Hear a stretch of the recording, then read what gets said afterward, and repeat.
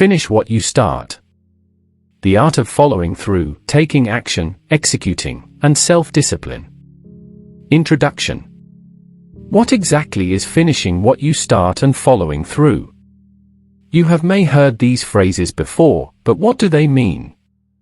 To me, they mean making your intentions reality. Too often, we'll say we'll do something, and we might even start it one lucky weekend. But at the first sign of hardship, fatigue, boredom, or busyness, we abandon it all too easily and it sits in our garage, mental, figurative, or literal, for the rest of eternity. Finishing what you start and following through is breaking through that common loop and taking hold of your life. My personal experience with finishing what I start has been checkered. One summer, I promised myself that I would carve a wooden canoe, about 12 inches long and 3 inches wide. Not too big, but a sufficient challenge for someone with no woodworking experience. The first week, I made a considerable dent in my wood block. The second week, my hands were sore and the new Star Wars movie was out. The third week, I was too busy seeing Star Wars again and procrastinating. My wooden canoe wasn't meant to be. But every time I walked through my garage to my car, the canoe was a damning reminder of my laziness and inability to follow through. It wore on me until I committed myself to finishing it a couple of summers later. You can probably guess what happened. The first week went great, the second week was moderate, and the third week I was already running on fumes. I was fortunate to learn about temptation bundling sometime shortly thereafter, which provided the boost for me to finish my canoe. Briefly, as temptation bundling will be a major theme later in the book, temptation bundling is when you combine an obligatory, an undesirable, task with an instantaneous reward. When you can bribe yourself into working hard, suddenly finishing what you start isn't a massive exercise in willpower, it's the pursuit of something pleasurable, if only by association. The reward I bundled the canoe carving with was listening to my favorite albums, something we rarely have time for these days. When's the last time you listened to your favorite album from beginning to end without interruption?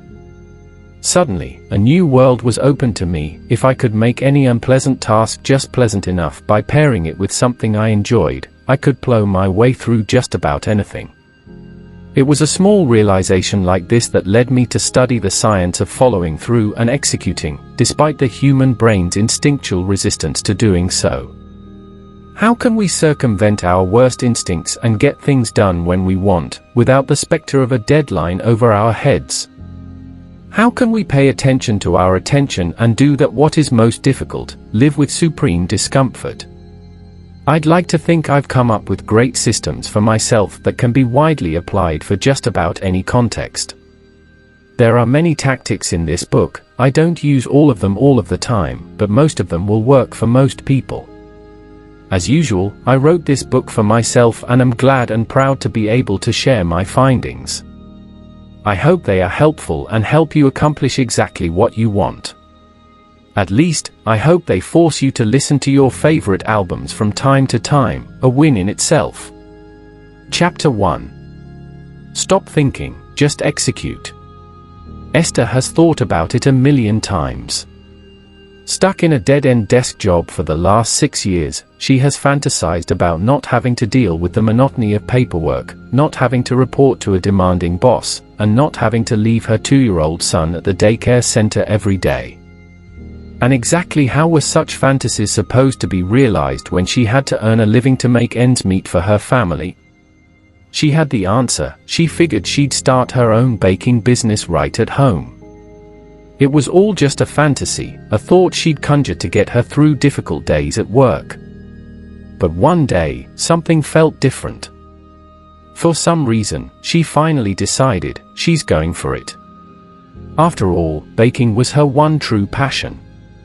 For years, she'd been baking cakes and cookies for her friends, who all said she should think of turning it into a business, so maybe it wasn't such a bad idea, right? So began Esther's quest to open her baking business. She didn't quit her job just yet but filed for a 2-week vacation leave to start testing the waters. First, she thought, research. She figured that she needed to get this business thing all figured out in her head first, before she took any further step forward. The more prepared and planned she was, the better. She intended to research everything there is to know about starting such a venture, from recipes to finance management. She also planned to survey her friends and the entire neighborhood to get a feel of the market needs. It was all starting to take shape in her head. Unfortunately, whatever took shape in Esther's head stayed there and never found its way out. The thought of having to learn everything about how to start and run a baking business from scratch overwhelmed Esther so much that she was paralyzed from taking any action in that direction. Taxes, business filings, leases? All she wanted to do was bake. When her vacation days started, she always found things to do other than what she had initially planned. She spent her days sleeping in, doting on her son, busying herself with home projects, and catching up with her friends and neighbors, and not even to ask them for marketing input. She was too worried that if she started telling people about wanting to start a business, they might think she was too ambitious for her level of talent, expect her to fail, or, worse, expect her to succeed. She couldn't deal with the idea of expectations hanging over her head. 2 weeks thus came and went, and all Esther managed to do was put the vacation in vacation leave.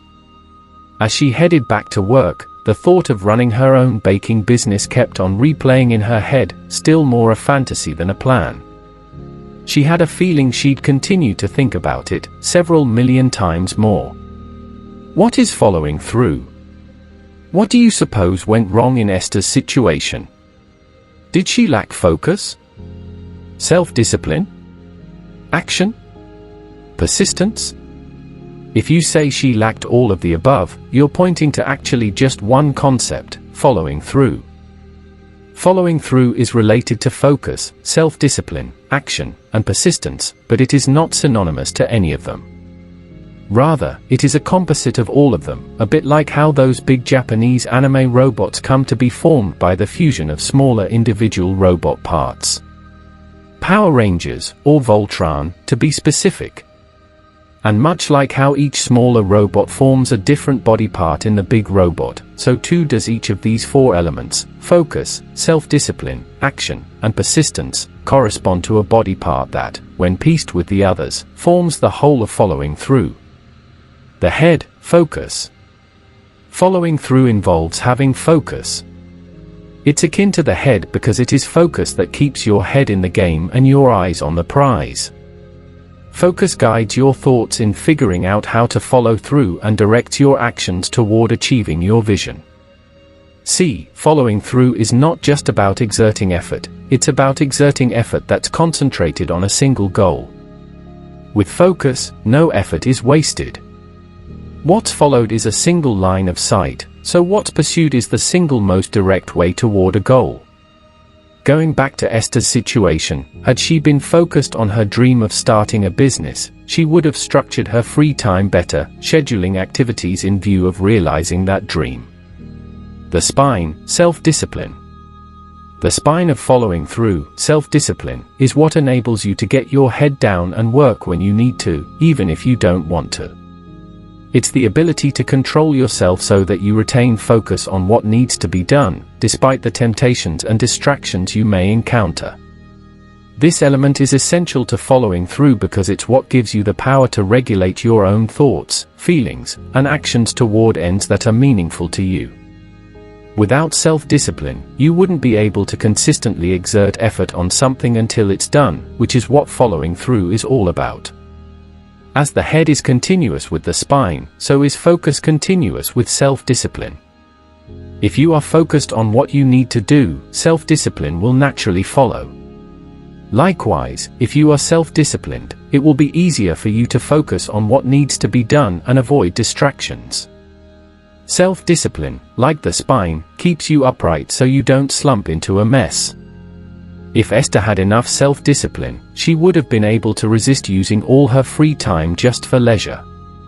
There's nothing wrong with catching up on some sleep or spending time with your loved ones, but if all your days are spent doing just those and none of productive work, then balance is lost. Leisure is an important part of life, but if it's excessive and takes the place of reasonable productivity, then it becomes a vice. The hands and feet, action. Action, the hands and feet of following through, means prioritizing execution and simple motion. This is what makes following through more than just having focus and self-discipline. Following through is an intention that's been translated into action. It is action that will move things in the real world and take you from point A to point B, that is, from where you are now to where the fulfillment of your goals lies. It is the visible aspect of following through, the one that's actually observed, measured, and evaluated against your goals. Action is thus crucial to the execution of your plans and the realization of your goals, for without it, plans remain abstract and goals remain dreams. Had Esther acted on even just the first part of her plan, research, she would have at least inched her way toward realizing the dream business she had in mind.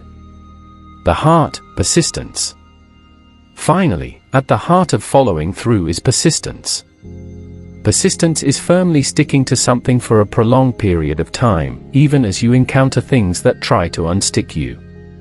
It's the tenacity to adhere to a course of action even in the face of obstacles. It is not enough to just start, you need to stick with it until it's done. Following through is about having enough heart to keep pushing even in the face of obstacles, distractions, and setbacks. Many of the goals worth aiming for in life call for not just a sprint but a marathon. If your heart is not fit enough to run the length of it, then you will find yourself stopping halfway through and giving up before you reach the finish line. Did Esther have the persistence to see her dream through? It seems this question isn't even available to ask in Esther's case, as the question of persistence can only arise if one has in fact taken enough action to get to encounter several roadblocks over an extended period of time. Since Esther stopped before she even began, the question of persistence wasn't even in the equation for her. So there you have it, the individual parts focus, self-discipline, action, and persistence all combine to be the super robot called following through and finishing what you start. It's gratifying and fulfilling to be able to pull together focus, self-discipline, action, and persistence within ourselves and get to watch our dreams be turned into reality as a result of it. But if following through is so awesome, why don't we all just do it all the time? The short answer is because it's hard.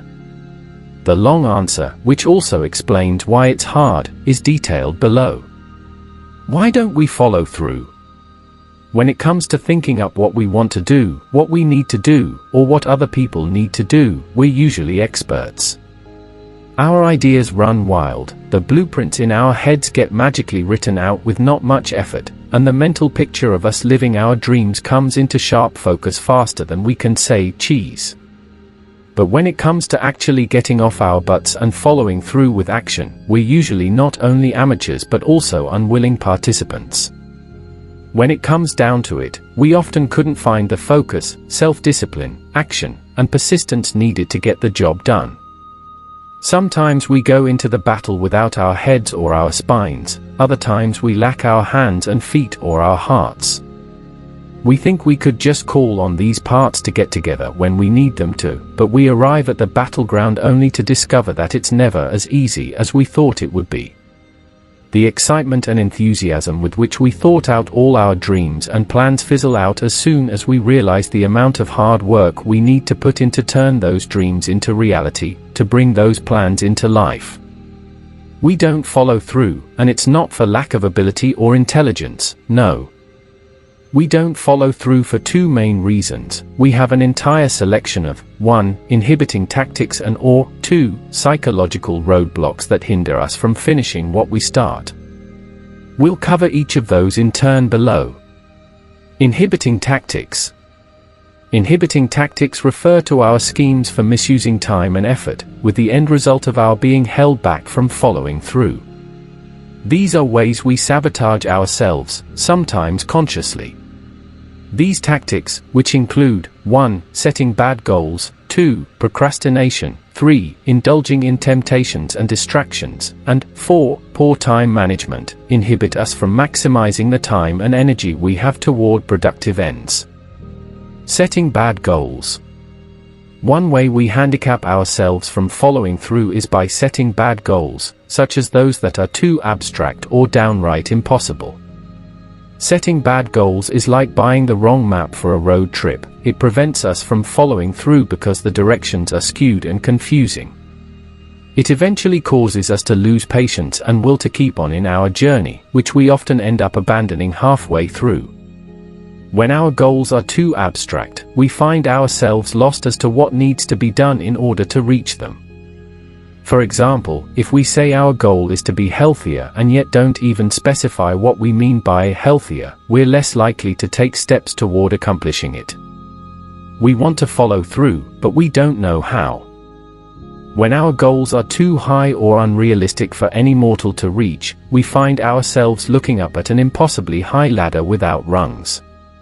The beauty of this is that no one would be able to accuse us of not trying hard enough to climb, because there are no rungs in the first place.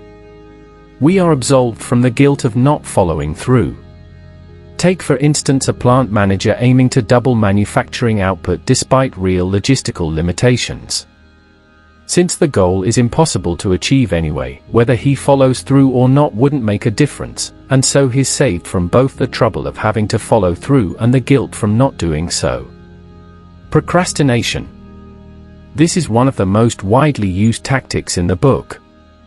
We are somehow exceptionally talented at delaying work until we absolutely need to do it, until the very last minute. In fact, we're so talented at delaying work that we could convince others, and even ourselves, that we're already working even when we're not. One way we procrastinate is with endless planning.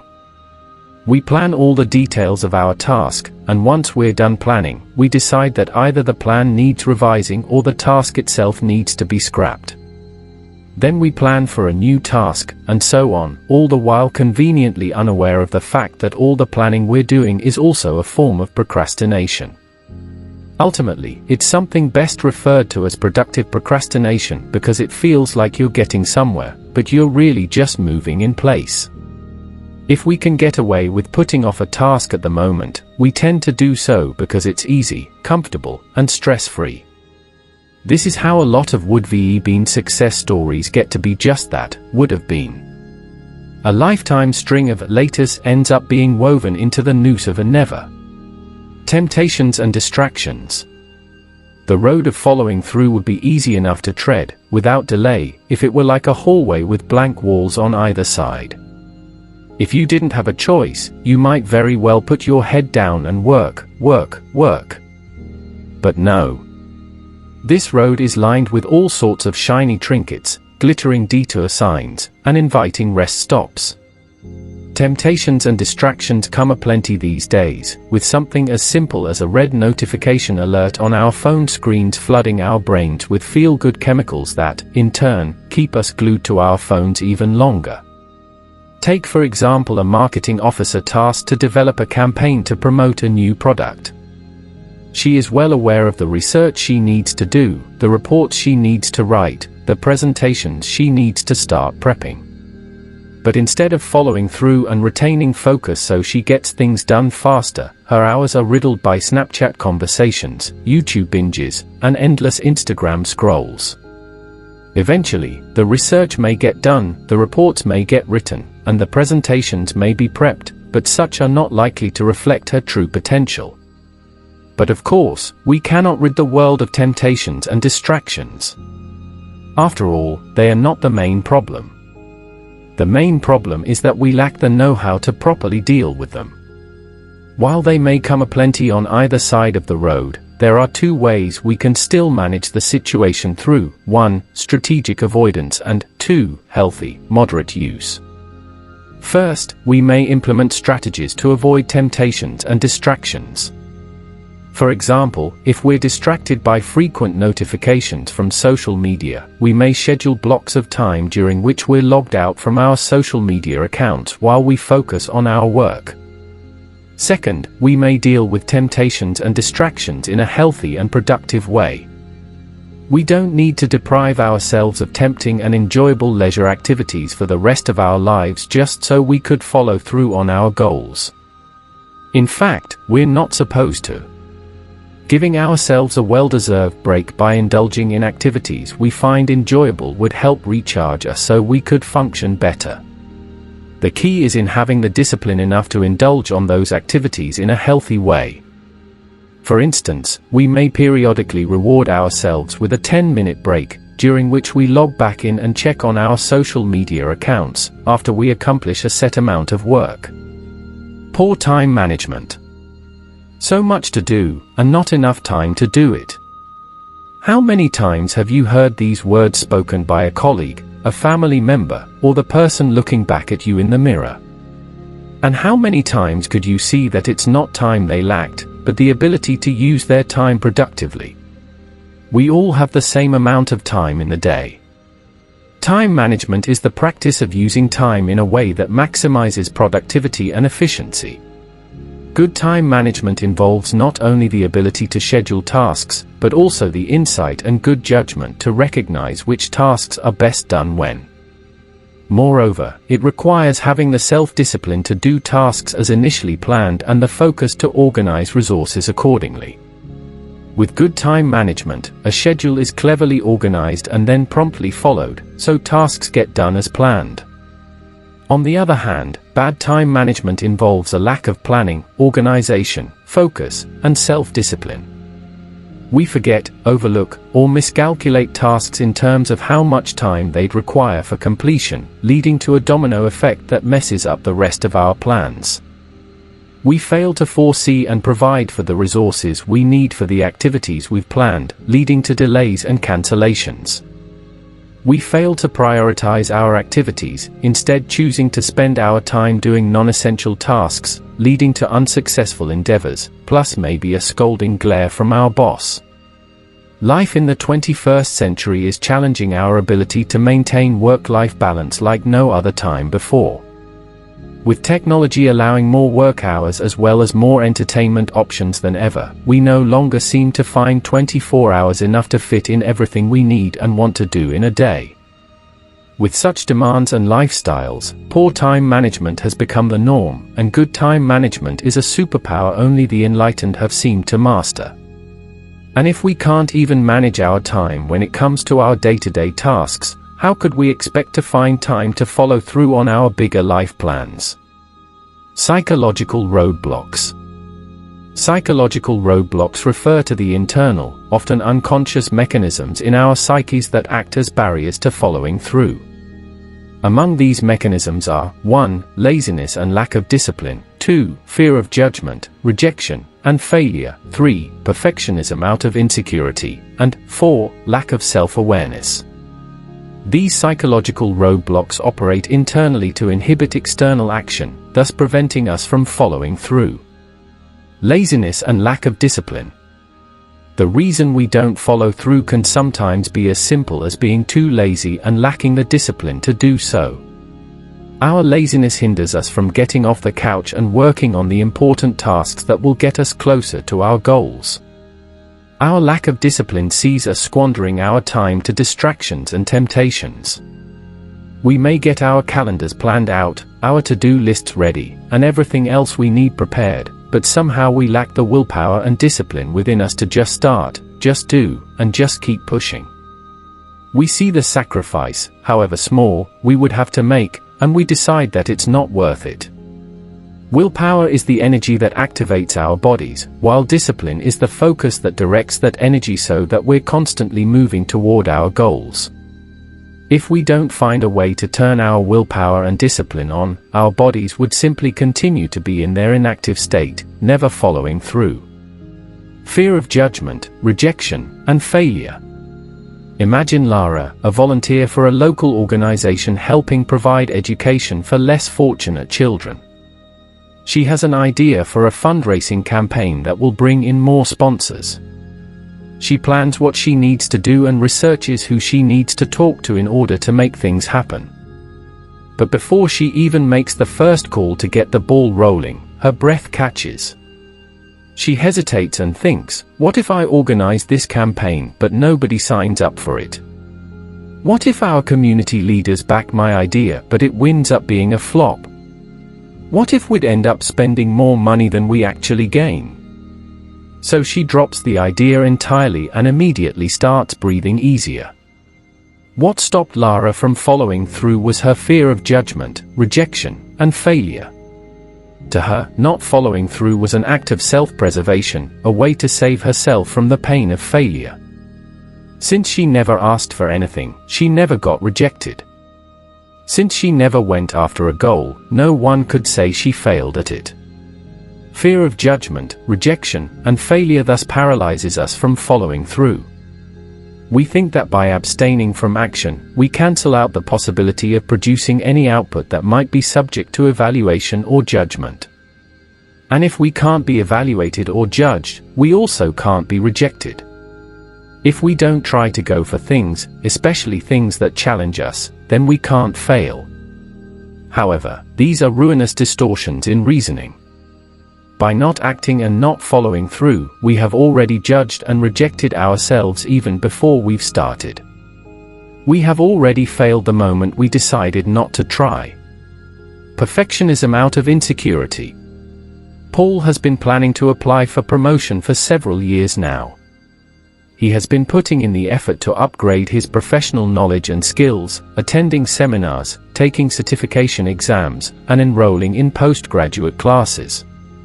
He wants his resume to be perfect so that when he does apply for promotion, he can be sure he'll get it. For Paul, it was either perfection or nothing. Several more years passed, and he still never applied for a higher position. His credentials didn't feel good enough to him, and it never did. His perfectionism, born out of his fear and insecurity that he wasn't good enough, was what prevented Paul from following through. Instead of taking action that will move him forward, he focused his energy on overplanning and striving for perfection, ultimately leading to stagnation. To the outside world, it may have seemed that Paul was a busy bee working toward his goals, but in reality he was internally inhibited by his perfectionism from truly following through. Lack of self-awareness. Finally, lack of self-awareness could also be a psychological barrier against following through. Because we're so often afraid of making mistakes and venturing past our comfort zones, we never get to learn the fullest extent of what we can do. Thus, many of our interests, passions, and talents remain hidden to us forever. And not knowing our true capacities, we remain convinced that we will never make it, even if we tried. So we don't follow through on our plans and, in so doing, trap ourselves in a lifetime of stagnation. What's more, we don't even realize we've fallen into the trap of stagnation because we also lack the self-awareness that we're not following through. We continue living our busy lives, content with the idea that we can't possibly be working harder than we already are. But if we strip our lives with the little bits and bobs we busy ourselves with and take a long hard look at the big picture, we then realize that we've been avoiding following through on things that really matter. So there you have it, the list of reasons why we don't follow through. We start with excitement and enthusiasm, but end up with excuses and explanations. We start with anticipation but end up with alibis. And all too often, we don't bother looking past what's in front of us because what's in front of us is easy and convenient. A part of us doesn't want to know what's possible beyond that because we're afraid to want it and to have to do the hard work that will get us there. But take courage for a moment, and for the sake of your personal growth and happiness, consider how your life would be different if you made following through a habit. What if we do follow through? Following through is the more difficult path, but the benefits it can yield make the journey worth the struggle. If you develop the habit of following through, you'll be able to increase your productivity, maximize every opportunity, and realize your fullest potentials. Your academic and career goals will be real guideposts in your life instead of just being pipe dreams and ending up as frustrations. Being a person who follows through will also improve your relationships. You'll find that as you consistently keep your promises, you'll gain and retain the trust of your supervisors, your colleagues, and your staff. More importantly, you'll be building better relationships with your spouse, your children, and your friends. They know they can trust your word because they've seen you act on your plans and deliver on your promises. What's more, following through will help you build a better relationship with yourself. Following through forces you to be in touch with your own wants, needs, capacities, and fears more intimately, so you get to take charge of your own life instead of being just a slave to your unconscious fears and society's pressures on you. In summary, following through is the powerful combination of focus, self-discipline, action, and persistence. It's the force that drives you toward higher professional achievements, better relationships, and greater personal satisfaction. However, both tactics-based and psychologically-based roadblocks can often hinder you from consistently following through on your dreams and goals. You may have the passion and motivation to do something at first, but the fire within you is likely to die down somewhere along the way. To reignite it, you must first understand what's holding you back, then equip yourself with the right tactics and psychological tools to help you follow through on the things you start. Recall the story of Esther told at the beginning of this chapter. She took a leave in the hopes of getting to start on her own business, but she failed to follow through because she was tempted to indulge in pleasurable distractions and was taken by her fear of rejection and failure. Instead of using the time she had to set realistic goals and follow through on building the life of her dreams, she ended up returning to a life she didn't enjoy living. Imagine if Esther was aware of the barriers that were keeping her from following through. Suppose she responded by using the right tactics and psychological tools to counter such barriers and eventually succeeded in running a home-based bakery business. Every day, she'd be waking up excited to get to work with something she's passionate about. She'd get to spend every day near her son and watch him grow. She'd be living the life she had only dreamed of. Take a moment to consider the story of your own life. Are you following through on what you really want in your life? Or are you constantly falling victim to the tactics and psychological barriers that hinder you from doing so? If you answered the latter, then read on. The following pages will equip you with the tools you need and show you the way toward developing in yourself the all-important power of following through. Takeaways. The art of following through is something that allows you to create the life that you actually want instead of settling for the life you currently have. It can be said to be composed of 4 parts: focus, self-discipline, action, and persistence, all equally important. However, it's not just as easy as knowing you have to do it and thus doing it. There are powerful reasons we don't finish what we start and follow through very often. These reasons can generally be split into 2 camps: inhibiting tactics and psychological roadblocks. Inhibiting tactics are the ways we plan against ourselves without even realizing it. They include 1. Setting bad goals, 2. Procrastination, 3. Indulging in temptations and distractions, and 4. Poor time management. Psychological roadblocks are the ways we don't follow through because we are unconsciously protecting ourselves. These include 1. Laziness and lack of discipline, 2. Fear of judgment, rejection, and failure, 3. Perfectionism out of insecurity, and 4. Lack of self-awareness. Chapter 2. Staying hungry. What drives you to follow through and finish what you start? How can you remain motivated? Let's consider a woman named Sally. Sally is an idealist, so she started a charity to benefit impoverished people. What she did not anticipate was the influx of challenges that came along with her endeavor. She did not realize that working in a non-profit setting still counts as business and that her work would involve far more business than just helping people. Whenever she encountered a challenge in procuring funding, competing with other charities for donations and grants, and creating marketing to incite interest in her cause, she felt overwhelmed. Why is it so hard to get people to care about other people? She asked herself. Pretty soon, Sally became completely disinterested in her work. It just carried with it too many negative feelings and associations. She hated writing grant letters and attending charity events. It took only a few months for her to give up on a cause that she cared deeply about. Other people wondered why she stopped working for something that meant so much to her. A key to Sally's failure was her inability to anticipate and plan for negative aspects of her foundation. She imagined doing more to help people and working less to procure funding. Because she relied solely on her goals to give her the motivation to follow through, she did not give herself anything to actually help her defeat the negative aspects of the business side of her foundation. The true problem that Sally had, however, was failing to find a true source of motivation. She needed to have found a true source of motivation to help carry through the discouraging effects of the negatives. By creating a balance between her dream, the positives, and the negatives would have been acceptable obstacles in pursuit of her grand goal.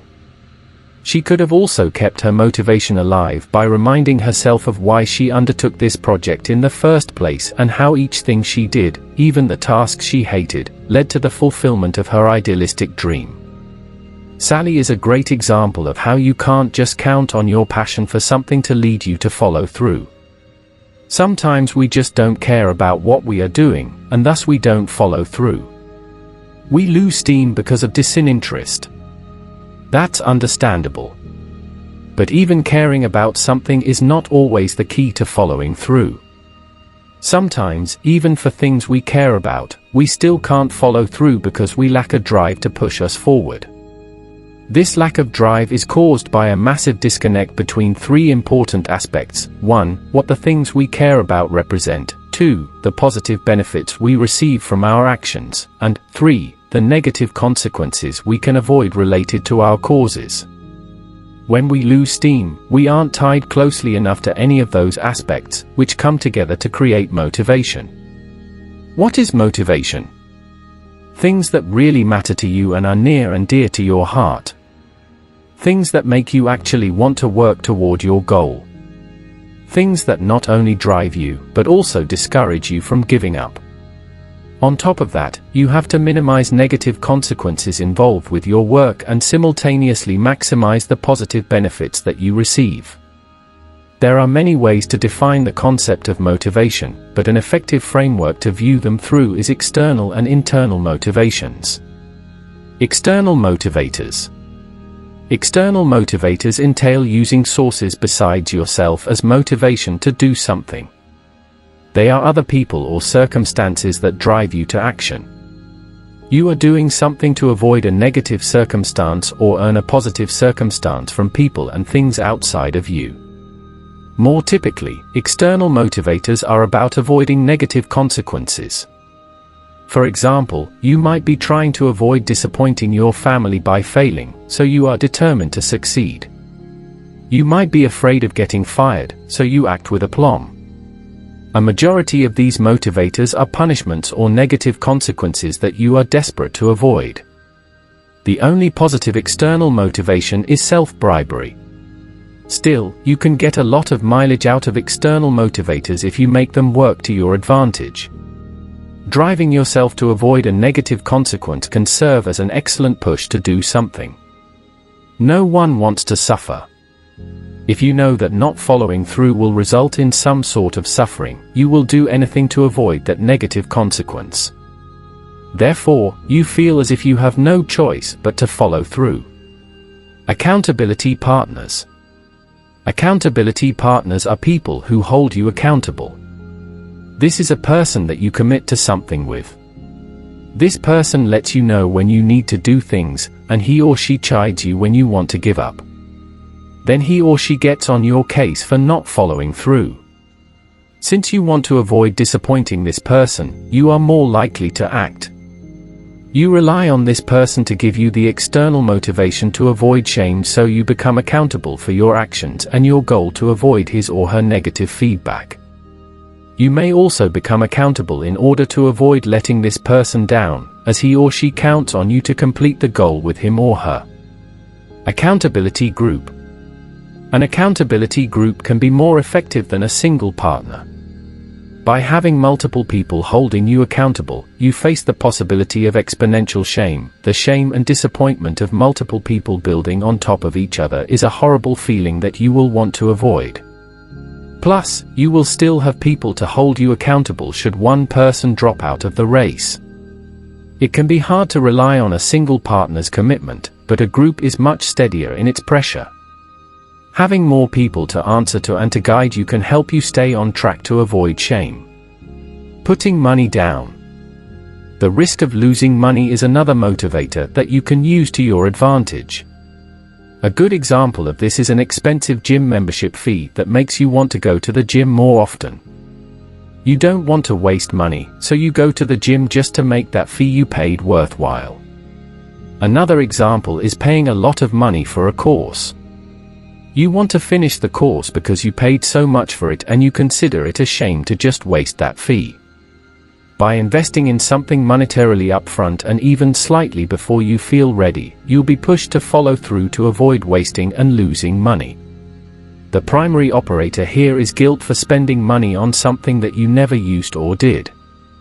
You can take monetary investment motivators to the next level by hiring a coach or trainer of some type. This is the next level because paying someone money to hold you accountable combines both monetary investments and accountability partners. Now you have 2 reasons not to quit or back out of your commitment. You don't want to waste money or hear about how you have failed from a disappointed accountability partner.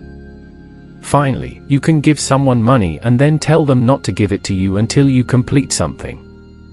When you give a friend $500 and instruct them not to return it to you until you complete your tasks, you'll quickly discover just how much your work ethic is worth to you.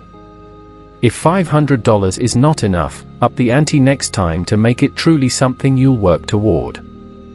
Self-bribery. A final external motivator is to bribe yourself. This is where you promise yourself a reward if you follow through. Therefore, you let that reward drive you and surmount your difficulties. For example, you might know that you can take your dream beach vacation if you save your money wisely and earn enough to have spare. Keeping the emotions of the beach vacation can be powerful reminders every time you want to spend your money. External motivations are mostly about avoiding pain, so figure out what pains you are avoiding or can create for yourself. Then let your urge to avoid those pains drive you. Avoiding negative social emotions works well because no one wants to feel shame, guilt, or rejection. Use your fear of negative social emotions to carry you through a project or commitment to the very end. Internal motivators. Internal motivators are about what you want, as opposed to avoiding a negative consequence or punishment. If you are motivated by avoiding a negative consequence, but you realize at some point that maybe negative consequence won't actually kill you so you can deal with it, there goes your motivation, you'll simply deal with the consequences sometimes. In some cases, relying on external motivators and fear does not work as well as going after the things you love and want. Therefore, internal motivators are often better sources of motivation than external ones. We can view it thusly: if you are driven by fear or face a substantial negative consequence, external motivation is ideal, while internal motivation is more suitable if you know what you want and there is little to fear. Internal motivators are your why for taking action and putting in effort. Think of a donkey walking forward to reach the carrot. Internal motivators are the carrot, while external motivators are the stick. External motivators drive you forward out of fear of something unpleasant, while internal motivators make you feel that reaching your goal is going to give you a big reward and lots of pleasant benefits. The more internal motivations you can articulate, the more motivated you will be to follow through and finish. Ask the following questions to determine how you will benefit, then let your desire for those benefits drive you forward. Internal motivations tend to be more uniform because they speak to people's universal desires and needs. What are you getting out of this? Maybe you are getting money or a sense of happiness and fulfillment in life. You are getting closer to a goal, which can mean a lot in terms of benefits. How will your life change or benefit? You may be able to get a better home or a nicer car if you earn more money. Or you may be able to recover from depression and ultimate sadness by attaining a higher sense of fulfillment. How will your family benefit?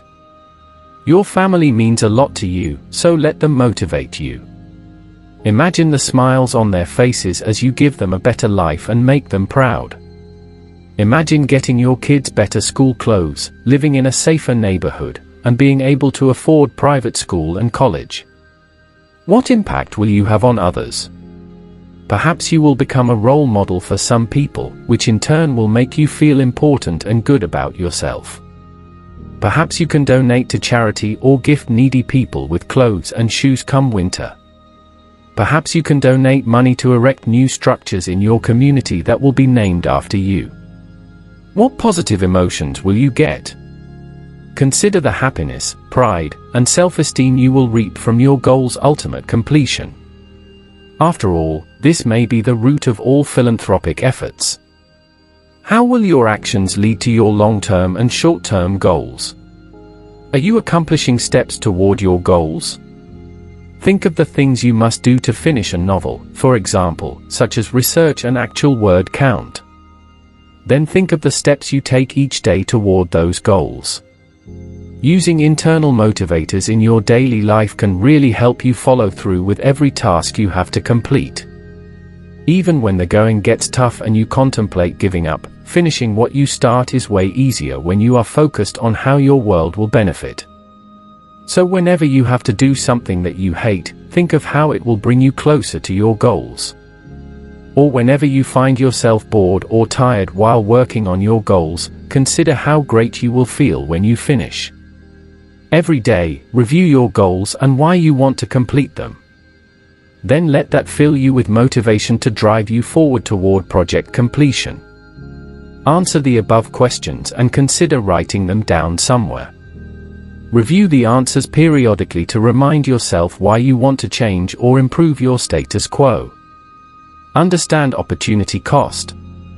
Following through and finishing what you start will always call for sacrifice.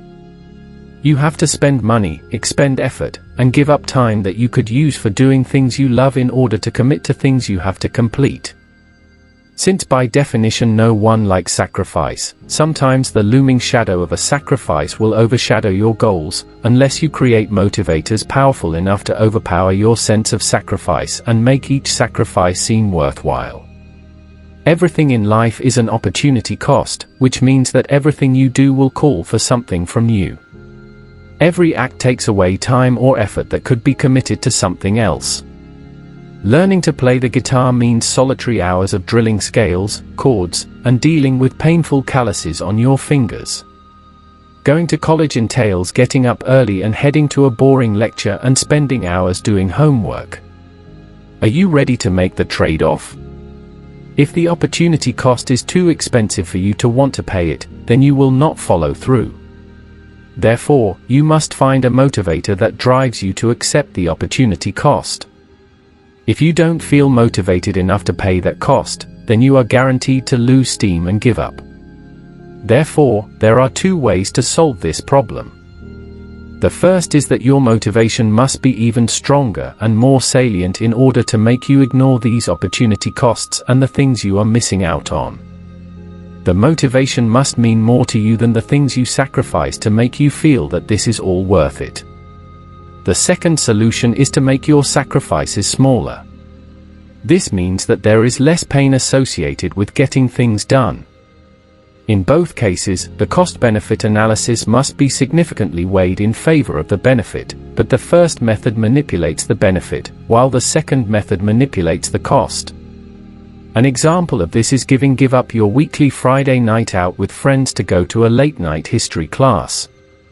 This class is essential to getting the degree you need to break into your dream career. But you sure do love your night out with friends. To use the first solution, your desire to get into this career and better your life and feel proud of yourself must outweigh how much you love Friday nights out. You must keep in mind that your life will drastically change for the better if you can resist a few Friday nights. Otherwise, you will find the conflict too great to overcome and you will quit the class in favor of your friends. Let's apply the second solution for the same results. Instead of just giving up on your Friday night out, schedule a different night or drum up the energy to go out after class and spend just a little less time with your friends every Friday night. You're turning a full sacrifice into a compromise sacrifice. The end result is a compromise that makes it possible to keep doing what you want while also working on your goals. When faced with opportunity cost and potential sacrifice, keep in mind that your life can't continue 100% as you want it to, but if you focus on increasing the benefit or minimizing the sacrifice, you can continue progress toward your goals while staying motivated and not listless. Keep your motivation on your mind. Internal and external motivators are great ways to fuel the productivity and commitment required for following through. But they won't do anything for you if they are out of sight and out of mind. According to psychological science, people are more inclined to follow through if they are exposed to stimuli that remind them of their motivators. Seeing or hearing their motivators can drive them to maintain motivation. In other words, sometimes the simplest solutions work best. Constant reminders will keep you on track because our minds can only fixate on so many things. Additionally, Catherine Milkman of the University of Pennsylvania developed the hypothesis that reminders through association could aid people in remembering goals and following through with them. To confirm this hypothesis, she conducted a study whose participants were asked to complete an hour-long computer task. They were promised compensation as well as $1 donated to the local food bank. They were asked to make sure their donations were made by picking up paperclips when they got their compensation. The control group was told this and then thanked for their time. The test group was told that the paper clips would be waiting by an elephant statue. It turned out that 74% of the group told about the elephant statue remembered to get their paper clips at the end of the study. Only 42% of the members of the other group remembered to do this. Having the visual cue of the elephant statue actually made it easier for students to remember to complete the simple task. When students saw the unusual statue, it sparked their memories far more than ordinary-looking notes. On top of that, Rogers and Milkman discovered that having very noticeable cues worked better than cues that did not stand out. For example, a written reminder did not remind study participants as well as a visual cue such as one of the aliens from Toy Story. Therefore, the best way to make motivators work for you is to expose yourself to them often. You can use cues to help prompt you to keep your motivation in mind and thus to follow through. However, these cues also need to stand out to you. For instance, use loud, vivid images that you can't ignore, or employ other senses and include sounds, textures, and scents. Include a picture on your desk of your child to remind you to keep working toward your dream for a better financial future for your family, but make the picture framed smell of your child's shampoo or your spouse's perfume or cologne. To emphasize, we aren't just talking about visual aids of putting post-its everywhere. The cues we can use can be spread across our 5 senses in imaginative and creative ways. However, be sure to move and change these cues around every few days so that you do not become too accustomed to them and start to ignore them as part of the background noise of your life. Finally, you can also write your motivators down every few days with different phrasing. Again, be sure to change them up to avoid getting too used to them. The act of creating the cue each repeatedly helps to keep the motivation firm and fresh in your mind. Takeaways. How do we stay hungry and motivated? By delving deep and really asking what internal and external motivators you have at your disposal, a task that is rarely performed. External motivators are when we leverage other people, places, and things to push us into action. For the most part, these are when we want to avoid negative consequences involving other people, places, and things. These methods include accountability partners and groups, putting money down upfront, and self-bribery. Internal motivators are when we look at how we stand to benefit and improve our lives. These are universal needs, drives, and desires that are easy to lose track of. The easy way to find these is to answer a set of questions that directly asks things such as how am I going to benefit from this and how does my life stand to improve from this? It's only through answering these questions that you realize what you are neglecting. Anything we want to accomplish has an associated opportunity cost. We must sacrifice, even if we are sacrificing our ability to lie on the couch and watch television. We can deal with this mental obstacle by playing with the cost-benefit ratio so the cost is minimized or the benefit is maximized.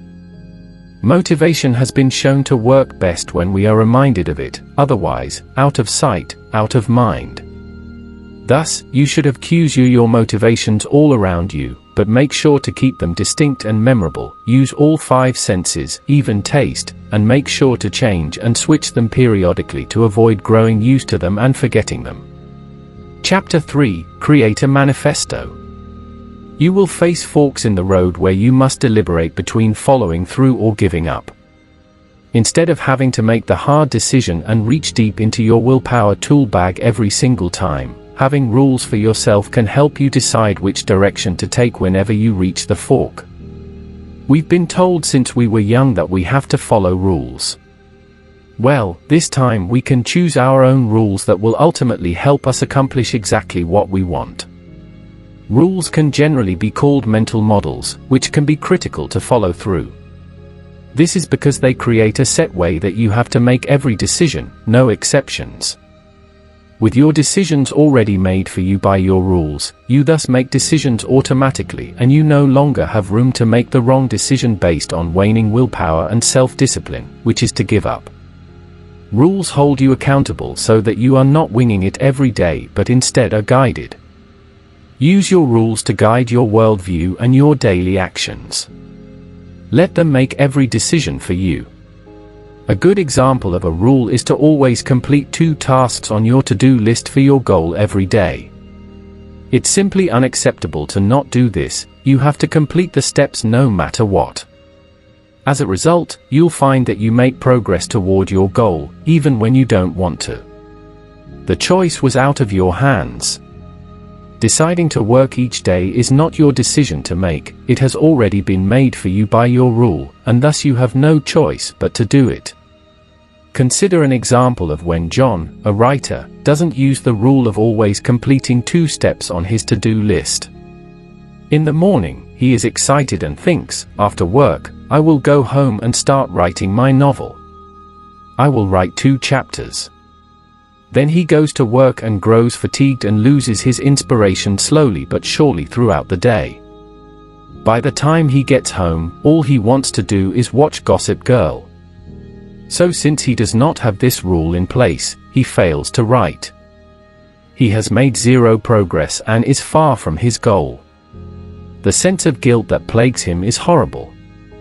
As he goes to bed, he vows to himself that he will make up for the lost progress by writing 4 chapters tomorrow. What do you think will happen then? He comes home tired and defeated again. He lets the fact that work drains him become his excuse for not writing. Moreover, since he faces the monumental task of writing 4 chapters today, it feels impossible to start on. If he didn't have energy for 2 chapters the night before, he certainly won't have the energy for 4 chapters tonight. He gets overwhelmed and doesn't write at all. It seems as if he will never finish this novel because he always finds some excuse to let himself off of the hook from actually writing. He gave himself too much choice and leeway and thus allowed self-sabotage all too easily. Now let's consider if John applied the rule every day, which is black and white and doesn't care about fatigue. No matter how tired and uninspired he feels, he knows that he has to write 2 chapters a night after work, no exceptions and no excuses. So when he gets home, he looks at his computer and he feels tempted to just go watch TV and conserve his energy by being lazy. But because he follows a rule in his life, he can't break it and so he has to write. In fact, he plans for it all day because he knows it's coming. He sits down and tackles the 2 chapters and goes to bed exhausted but contented and proud of himself.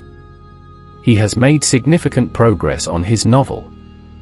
Pretty soon, he is done with his novel and the feeling of accomplishment is worth the energy he had to spend on the novel when he was drained after work. Rules help you follow through because they limit your vision. When you are robbed of your decision-making power, the same power that leads you to fiddle with social media when important tasks need to be done, then your hands are tied and following through is the only choice you have.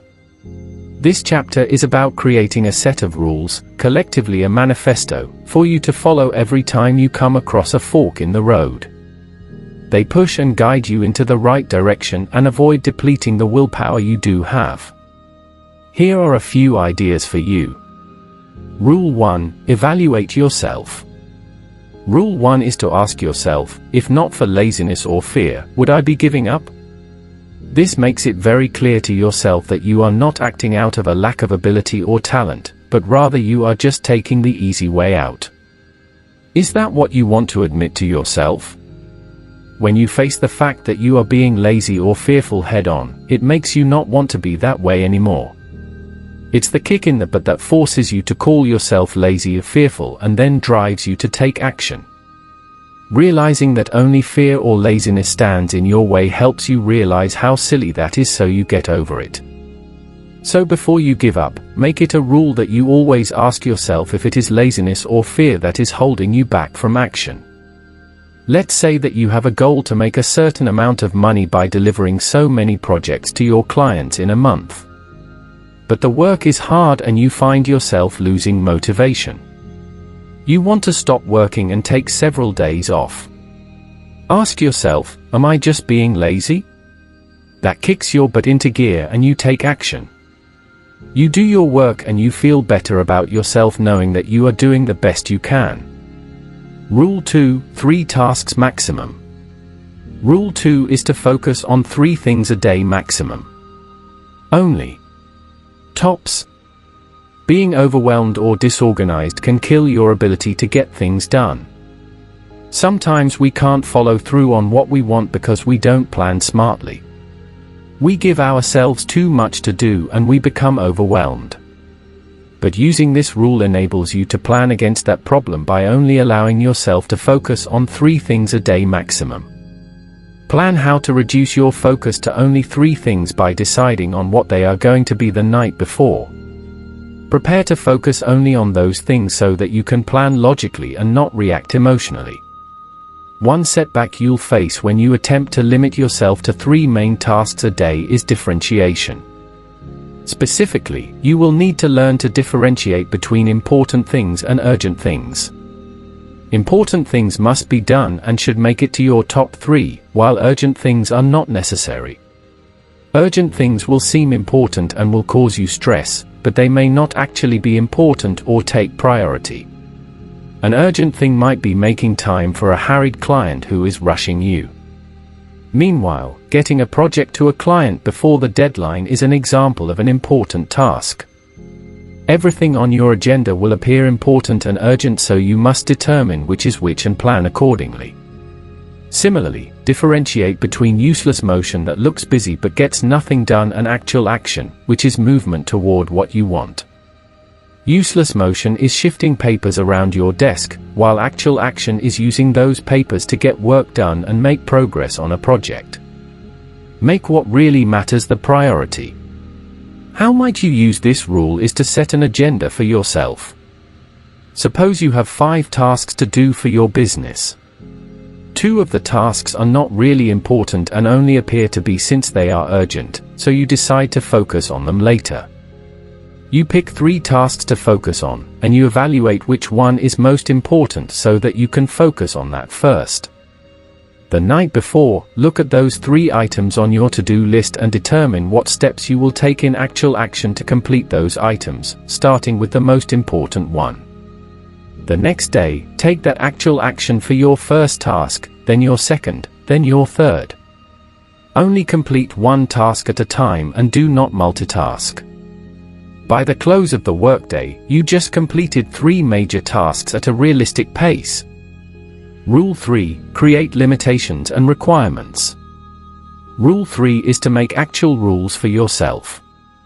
Create an actual code of conduct for you to follow in terms of being more disciplined and following through more.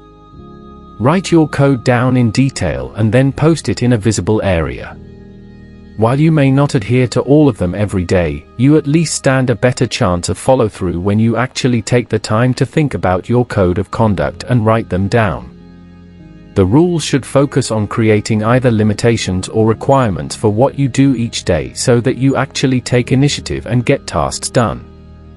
This rule forces you to determine what you really need and want and analyze what you hope to achieve. Basically, you are stopping to check yourself and evaluate how you are progressing toward your ultimate goal. It helps you focus more on your intentions and clarify them, making them an integral part of your work ethic. So when you set out to accomplish something, you have a rule in place to make yourself follow through on the project. Give yourself 5 daily limitations and 5 daily requirements. Make clear statements about what you cannot do and what you must do. Limitations are relatively easy to understand. They limit distraction and temptation. As for requirements, understand that you are not Superman or Superwoman, so you can't overload yourself. Instead, work smarter and have 5 requirements that you can reasonably meet. You may not always adhere to this rule, but you at least have some guidance for yourself. In addition, you gain some clarity about what you have cut out for you each day. An example is to set a limitation that you will not watch more than 1 hour of TV a day, you will not spend more than an hour on Facebook, and you will not take longer than a 1-hour lunch break. Meanwhile, your requirements are that you must read at least 30 pages a day, you must complete at least 4 hours of work before lunch, and you must complete 8 hours of work total by the time you sign out or clock out of work. Rule 4. Reaffirm your intentions. Rule 4 is quite similar to Rule 1. This rule comes into play when you are faced with a fork in the road between deciding to follow through or not. This rule seeks to reaffirm your intentions by reminding yourself what they are and why you want to achieve them. When you find yourself deliberating between quitting and following through, ask these 3 questions to yourself. Better yet, have the answers written somewhere so you can look over again. I want, this is where you state your end goal and how you will benefit from it. What is your reason and motivation? Keep reminding yourself of the external or internal motivators that you have on your side. Remind yourself something like, I want to be rich. I will, this is where you state how you must reach that end goal and all the work you should be doing to get there. This statement brings your attention back to how necessary it is to complete what you are currently doing and how these tasks tie into the end goal. The journey is a necessary part of the goal. It helps for you to be very specific in this statement to see what actions you really do have to take. For example, tell yourself, if I want to be rich, I will need to finish this project and work hard on other projects. I won't, this is where you state what you shouldn't do because that action will impede your progress toward your end goal. There are many things detrimental to your progress, including distractions, temptations, lack of discipline, procrastination, and other destructive or wasteful actions. Tell yourself something like, if I want to be rich, I won't distract myself with social media and I won't prioritize social media over my work projects. Let's apply this concept to a potential real-life conundrum that you may encounter. As you work to complete a certification program necessary to get a pay raise at work, you find the volume of work overwhelming and you despise having so little free time on your hands. You contemplate giving up and saying whatever to the certification. After all, you have a job, so do you really need to advance yourself anymore? As you contemplate this, realize that this is the time when you should apply this rule because you have hit a fork in the road of follow-through. You choose to implement the rule and you state 3 things to yourself. I want to make more money at work and be able to afford a nicer home for myself and a future family. If I want to have more money and move into a better place, I will finish this certification program in order to get a raise at work. If I want to make more money at work and move into a better place, I won't let myself get discouraged and stop doing the work to complete this program or be thrown off track by simple temptations or laziness. You have just stated your intentions from beginning to end. As you may have noticed, a running theme in this book is that repetition helps follow through, and presence of mind is key. We may have the best intentions, but if we simply forget about them, then what good are they? When you face these questions constantly, your end goal and the steps you must take to reach, as well as the steps you must not take to reach it, it all becomes crystal clear. Rule 5. Think in terms of the 10th of October 10. The next time you feel that you're about to give in to an urge or temptation, stop and ask yourself how you will feel 10 minutes, 10 hours, and 10 days from now. This rule may not seem all that powerful, but it's effective because it forces you to think about your future self and to see how your actions are going to affect yourself in the future, for better or worse. A lot of times, we may know that we are losing willpower or doing something harmful in the moment, but that's not enough to stop us from doing it because we don't have any connection to our future self that will have to deal with the consequences. This rule quickly creates that connection, and that can make the difference between a success or failure of discipline.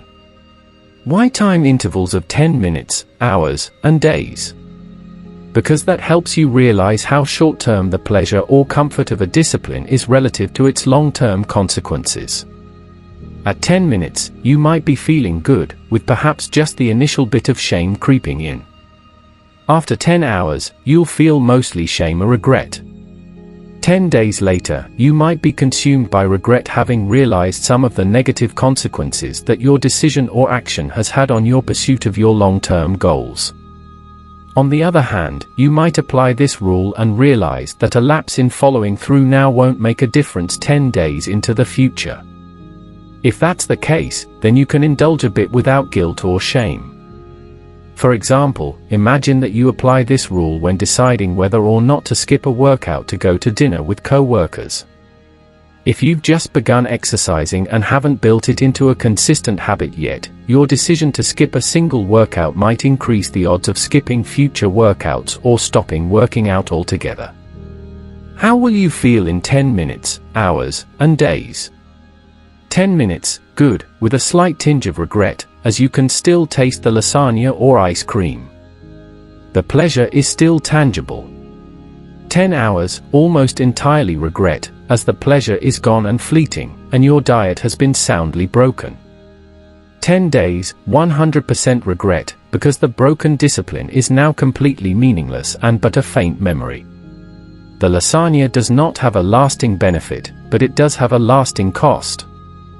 On the other hand, if exercising is already a consistent and enjoyable habit for you, then imagining how you'll feel 10 days from now will quickly show you that one skipped workout isn't harmful to your long-term discipline or goals. And when you're not swayed by this rule or your dilemma of willpower is extra difficult, you can add a final question for yourself. That is, how will breaking willpower now affect you in 10 weeks or even longer term? You might want to change the parameters to 10 weeks if you're mostly engaged in longer-term decisions and tasks. In this process, it's crucial to be honest with yourself and wary of your own abilities to rationalize and make excuses. For example, you may have tried to quit an addictive habit many times in the past, only to fail and eventually reinforce the harmful behavior. If you have a history of falling into bad habits after a single lapse in discipline, then an honest assessment of how you would feel after 10 days or 10 weeks will tell you that you simply can't afford a lapse in discipline now if you're going to achieve your long-term goals. It wasn't an exception or justified in that one circumstance, it is a reflection of your character for better or worse. Without that honesty and ability to see your own rationalizing and excuses for what they are, applying this rule may be a futile exercise. Rule 6, just 10 minutes. The final rule is simple, easy, and powerful. If you want something negative, harmful, or detrimental to your follow-through, wait at least 10 minutes before getting it. It's simple and leaves no room for debate or excuses. When you feel an urge, force yourself to wait for 10 minutes before giving in to whatever the urge is. If you're still craving it after 10 minutes, then have it. Or wait 10 more minutes because you've already done it and survived just fine. Simply by choosing to wait, you remove the immediate from immediate gratification, building discipline and improving decision-making. Similarly, if you want to quit something beneficial, wait just 10 more minutes. It's the same thought process applied in a different way. 10 minutes is nothing, so you can wait or continue that long easily. Then, if you do it once, it's easy to repeat, isn't it? In other words, say to yourself, just 10 minutes more of willpower each time you reach a fork in the road. Another benefit of this rule is the purposeful escalation of good habits. If you forced yourself to do something productive for 10 minutes, you might end up doing it for 15 or even 20 minutes more. Next time, your tolerance will build such that you're more immune to temptation and distraction. The following time you might continue for an extra 6 or 7 minutes. Every time you feel distracted, just exercise willpower for a few minutes longer, and you'll steadily follow through better with each escalation. At some iteration of just 10 minutes more, you'll reach a point of momentum, and that's often enough to carry you for hours. Takeaways. A manifesto is nothing more than a set of rules to follow every day. We might hate rules, but rules take the guesswork out of our days and give us guidelines to follow. They make matters black and white, which is helpful to following through because there is simply no other choice. Rule 1. Are you acting out of laziness? If so, is this a characterization you want about yourself? Rule 2. 3 major tasks a day, maximum. Differentiate between important tasks, urgent tasks, and simple wasted motion. Rule 3. Create daily limitations and requirements for yourself. These keep you within the bounds of what you know you need to do. These are also the building blocks of good habits. Rule 4. Sometimes we lose sight of what we want to accomplish. Thus, reaffirm your intentions by stating I want, I will, and I won't statements. Rule 5. Try to look into the future, 10 minutes, hours, and days at a time. Do you like what you see when you consider not following through? Is it worth the benefit to the current self at the expense of the future self? Probably not. Rule 6. It's just 10 minutes, right? So if you want to quit, it's just 10 minutes. And if you need to wait, it's just 10 minutes. Chapter 4. Follow-through mindsets. Follow-through is 100% mental. It takes a cognitive effort to follow through on something, especially when you hit discouraging obstacles. Mindsets help with that. What is a mindset? A mindset is a set way of visualizing and approaching situations and problems. Certain mindsets are all it takes to find the will and motivation necessary to follow through on something. Gerald is an example of someone with a mindset that impeded with his progress. Gerald had many aspirations to create his own business. He was determined in spirit and relished the idea of one day being a well-known and rich entrepreneur like Steve Jobs. While he knew that success is not just something easy that anyone can grab, he did not realize how sometimes success calls for uncomfortable situations. When he actually endeavored to start his own business, he ran into a lot of situations that caused him fear. For example, he had to make a monetary investment and it terrified him to think that he may lose his money and never get it back. This fear made Gerald uncomfortable. Another thing he hated was having to conserve his money and cut expenses and luxuries he didn't need to devote more money to his startup. Living without the luxuries he was used to made him quite uncomfortable as well, so much so that he could not handle it. Instead of adapting to uncomfortable situations and embracing new things that made him feel scared, Gerald freaked out. He decided that the lifestyle of an entrepreneur was not worth it. He liked the idea but was not prepared for the reality. Finding out that starting up a new business was not all sunshine and rainbows made him give up on it. Instead of starting his dream company and having a shot at becoming the next Steve Jobs, Gerald settled back into the job that he hated simply because it was comfortable to him. He never amounted to much and never reached his dreams as a result. Gerald's mindset was negative, to say the least. He refused to deal with discomfort or make sacrifices that were mildly unpleasant for his dream career. He preferred what he knew over the unknown, even though what he knew did not satisfy him as much as his dream would have satisfied him. That mindset made him choose to approach the situation from the vantage point that it was all bad and not worth it. He focused on the negative and the discomfort, and he refused to work around it. Gerald may have succeeded at his goal had he held a different mindset. But his collection of poor and inflexible mental habits caused him to approach problems incorrectly, which left him with no hope for success. He let himself fail by approaching problems in the wrong way and eventually giving up. Had he decided to become comfortable with discomfort, he never would have given up just because the going got tough at one point. He could have adjusted to the discomfort of making sacrifices and embracing unknown scary situations, which would have made him better able to found his business and become an entrepreneur. Mindset 1: It's worthwhile. Consider what the Chicago Consortium on School Reform, along with many other educational experts, says motivates students to persevere even when things become difficult at school. 3 concepts contribute to student success, which are easily transferable to our adult lives.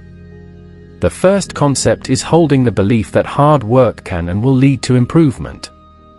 No matter how hard things get, it is your efforts that will get you the results you desire, nothing else. Everything else is a byproduct of luck. The hard work itself is a prerequisite. Of course, hard work doesn't overcome everything, but it's an essential component that cannot be skipped.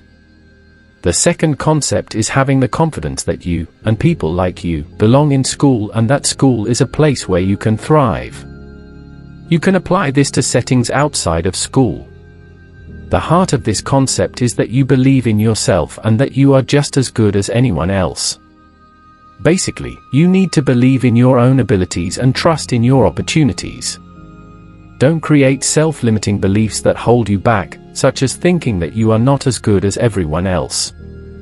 This belief is illustrated by feeling that you also have valuable input at a business meeting, or that you have just as much ability to handle a client as everyone else in the office. The final concept is holding the belief that what you are doing is valuable and relevant to your goals. Why would you stick with doing something if you don't see how it benefits you or helps you reach your goals? That would undermine entire chapters of this book. Understanding why you do something and how it fits into the big picture of what you are trying to accomplish makes it seem more worthwhile. You won't want to quit an endeavor if you think that it is getting you somewhere. You don't even have to see instant gratification and goal completion to know that you are on the right track. Assigning value and remembering how each thing you do ties into your main goal is very important, because it helps you feel that you are doing well just by working. There is a point to everything you do, so every action you take is valuable. An example of this concept at work would be when you feel that the classes you are taking for your degree are pointless. Remember that they are not pointless, because they are leading to your graduation, which in turn will lead to your dream job in the field of your interest. These concepts can help you because they lend value and meaning to your work, and they can make you feel like you are making a difference just by following through and executing. Mindset 2: Comfort with discomfort. Another critical mindset is believing that your journey to success will become supremely uncomfortable at times, so you need to get comfortable with discomfort. Following through is never comfortable because it asks you to do things that are unfamiliar and new. To be successful and never give up, you need to minimize negative consequences of uncomfortable situations by getting immunized to the sense of discomfort. Sometimes, you feel the need to avoid something that will lead to success out of discomfort. Maybe you are avoiding extra work because you are fatigued, or you are avoiding talking to new people because it makes you nervous. You are actively shutting out success because you want to avoid being uncomfortable for a little while. Therefore, overcoming your instinct to avoid things just because they are uncomfortable for you at first is essential. Change is always uncomfortable, but it is key to doing things differently in order to find that magical formula for success. Try doing new things outside of your comfort zone. Do something new, try to learn new skills, talk to new people, and practice new actions that you are bad at until you are good at them. Expose yourself to new situations and things.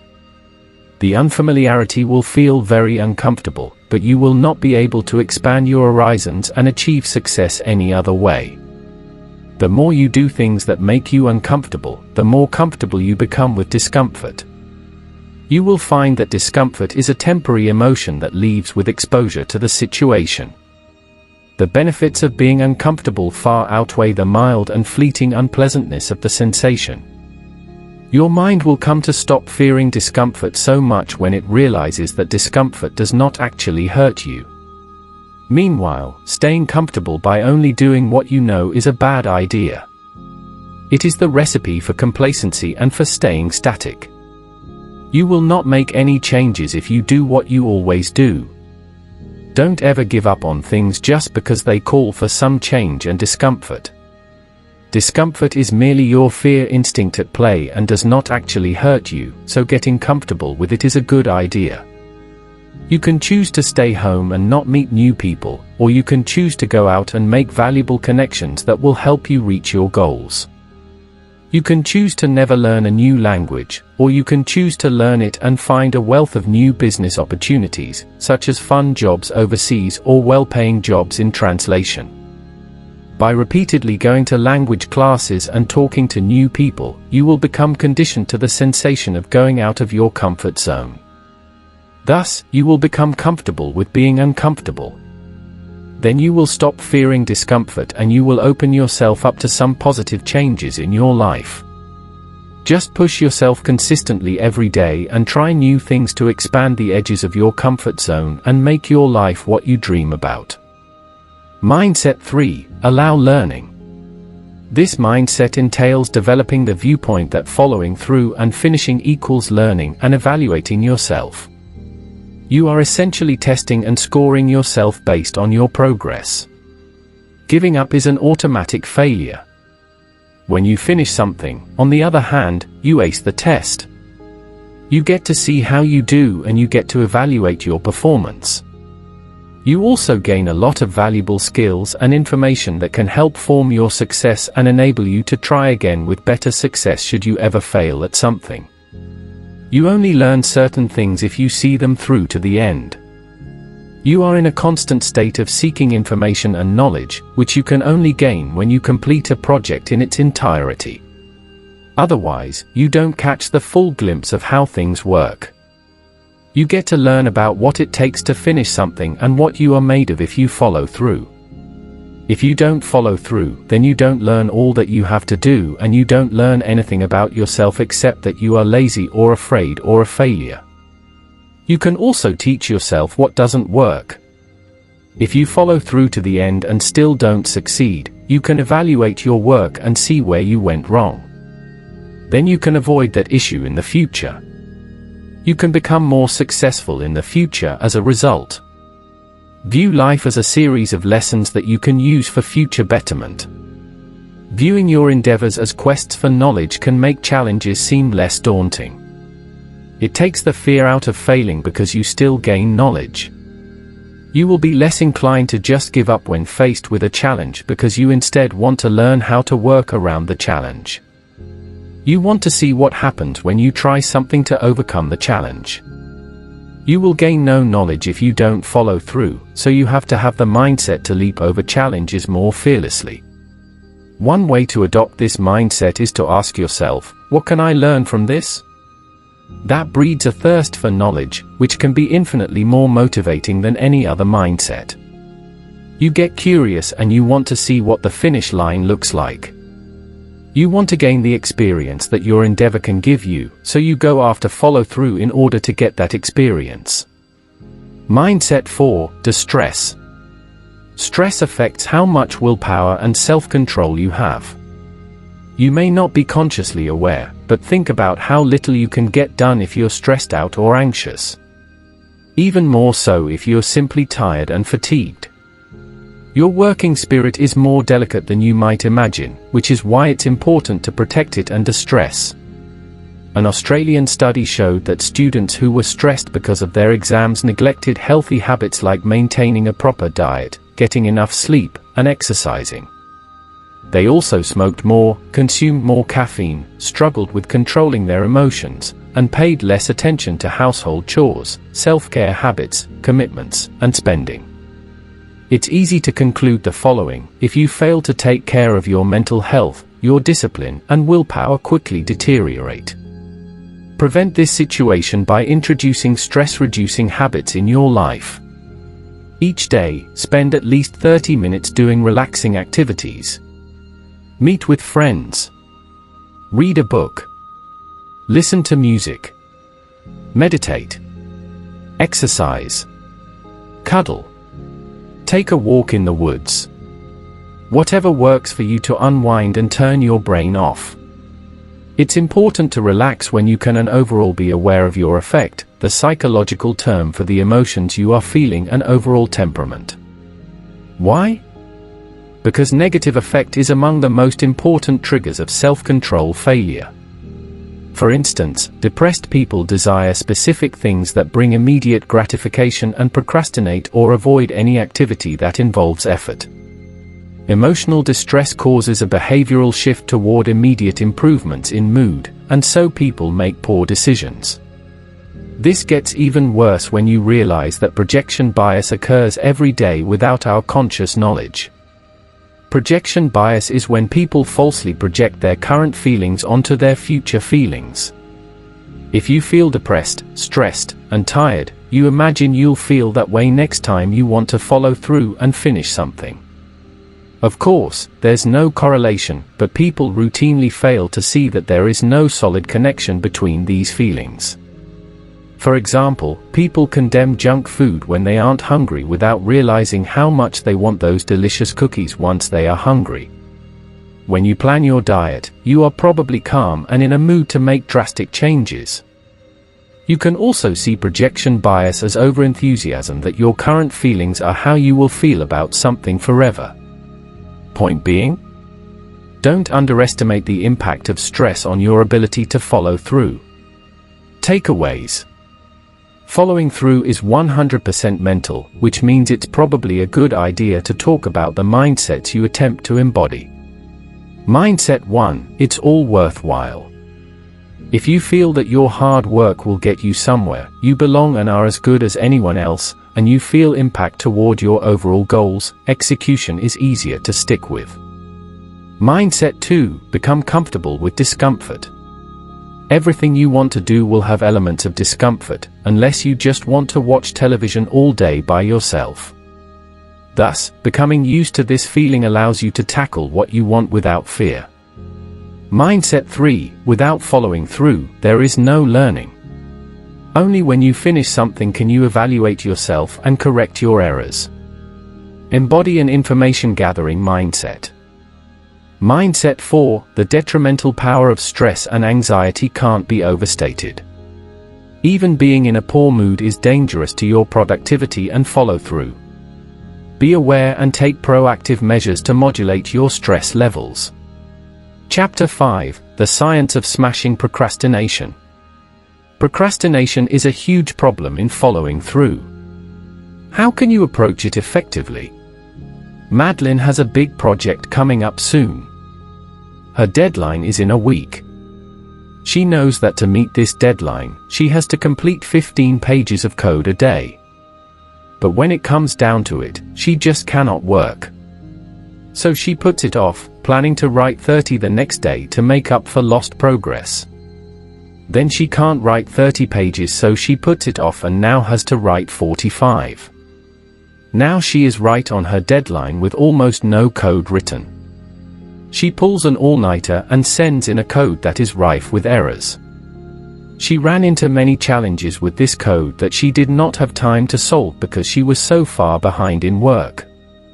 The client rejects the code and is not happy. Madeline just earned a bad review and no repeat client. Michelle works on the same types of projects. Unlike Madeline, Michelle understands what her challenges may be. She breaks the work into small, manageable parts and writes what she can each day and gives herself rewards for every section she completes. Usually she is able to meet or exceed the 15 pages minimum quota that she has set for herself. At the end of the week, she compiles the code with no errors and sends it to her client. He is very happy to have a working code that runs well, and he pays her well. She earns a 5-star review and the client is eager to hire her again for future projects. The difference between these two coders is that Michelle succeeded at her project by not procrastinating. She used a system called temptation bundling to ensure that she did not put off work. That gave her plenty of time to not only write code but to find and fix bugs. Madeline did not use this foresight, so she produced poor quality work. You can see how procrastination leads to intense stress, frustration, and sloppy work. We all know what procrastination is. But why is such a common issue in people trying to meet deadlines and get quality work done? There are some answers regarding this covered by behavioral psychology. The main component in this self-defeating habit is called time inconsistency. This is where humans value immediate and instant gratification over long-term rewards. Imagine that you have two selves, a present self and a future self. In this instance, they are completely different people with different desires that do not overlap. When you make goals, you are making plans for your future self. It is easy to plan for what is best for your future self. You can see what you need in the future and you want that, so you plan for it. Researchers have found that envisioning your ideal future reality is quite easy. However, only your present self can actually do anything. To make goals reality, your present self has to take action. Sadly, your present self wants rewards now. It does not want to wait to see the results in the future. So it wants to avoid having to do work for long-term goals, favoring instead tasks that reward you right now. For example, you want to get a big project done to make money, but you really need a nap. You are going to choose the nap over work because that's an immediate reward for your present self. Meanwhile, you are hurting your future self by napping instead of working. Your future self wants goals that pay out at some future date after work performed in the present. The present self wants rewards that pay out now, which in turn often hurt your chances to get your future self its long-term rewards. The best way to counteract time inconsistency is to move future long-term rewards into the present more effectively. That way, your present self sees the benefit and wants to stick to the long-term program. Waiting for a future reward is often not sufficient to motivate your present self because your present self does not want to wait. Temptation bundling.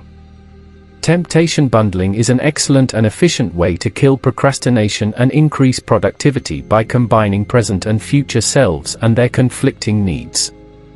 This takes the above concept and introduces the means to reducing temptation to neglect your future self in the present moment. Conceived by behavioral Katie Milkman at the University of Pennsylvania, temptation bundling is a way to blend both future and present self needs by making future rewards more immediate. You give yourself instant gratification in the present while also achieving goals that benefit your future self in the long term. It's simpler than it sounds. Basically, you make a positive, but difficult, behavior or habit in the long term feel good at the present moment as well. Think eating Twinkies while working out while watching TV, or doing work while soaking your feet in a salt bath. These are examples of ways to make the long term feel good at the present moment. There is no need to suffer in the present to get something done for your future self. If you do suffer, then you will lose all motivation and procrastinate. So find ways to bundle your temptations with your long-term goals. In other words, pay your obligations with instantaneous rewards. Milkman found that up to 51% of her study participants were willing to exercise with temptation bundling. It is an effective means to correct procrastination habits. You should make a list with 2 columns, one side being your guilty pleasures or temptations and the other side being things you need to do for your future self.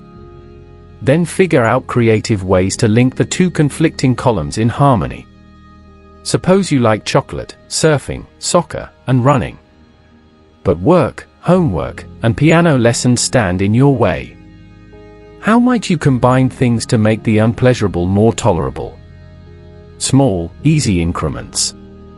Another way to mitigate procrastination is to start in small, easy increments.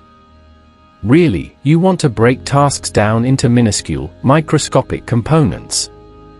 This makes your first step seem incredibly easy, and taking that first step is the hardest part with procrastination. Think of procrastination as an enormous wall you must climb. If you collect enough small pebbles and rocks, you can eventually create a step for yourself high enough to simply walk over the wall. You can collect boulders the size of your torso, and you may get the same result, but it's a much tougher road. Just make sure your barriers to starting are extremely low. For example, you can even complete 95% of a task and leave the remaining 5% as a starter task for later, so you can get back in the swing of things easily. Doing this breaks inertia and enables you to gain forward momentum. You gain momentum by working and creating work that you can build off of later as you tackle the harder parts of the project. Small and easy increments involve 2 key parts. The first part is to break your tasks into smaller, more manageable steps. Don't view your task as one huge boulder that you have to get done all at once. Rather, view it as a series of steps to take from point A to point B. Your mind will thank you for this as things suddenly seem easier and more doable. An example of this is to view the writing project you have ahead of you as a series of paragraphs only 100 words long. Maybe you have to write 100 pages, but don't look at it that way. Look at it as taking baby steps with short paragraphs. After you complete so many paragraphs, you have written your 100 pages.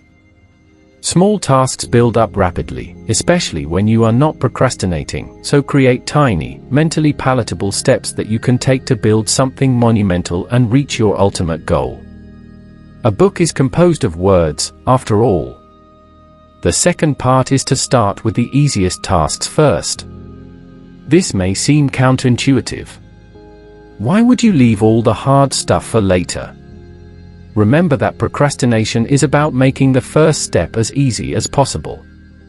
You are encouraging yourself and proving to your mind that this task is more than possible with each easy task that you tick off your to-do list.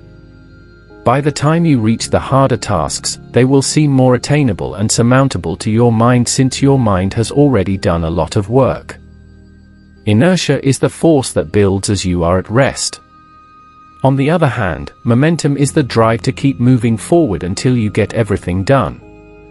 Your task here is to break inertia and gain momentum.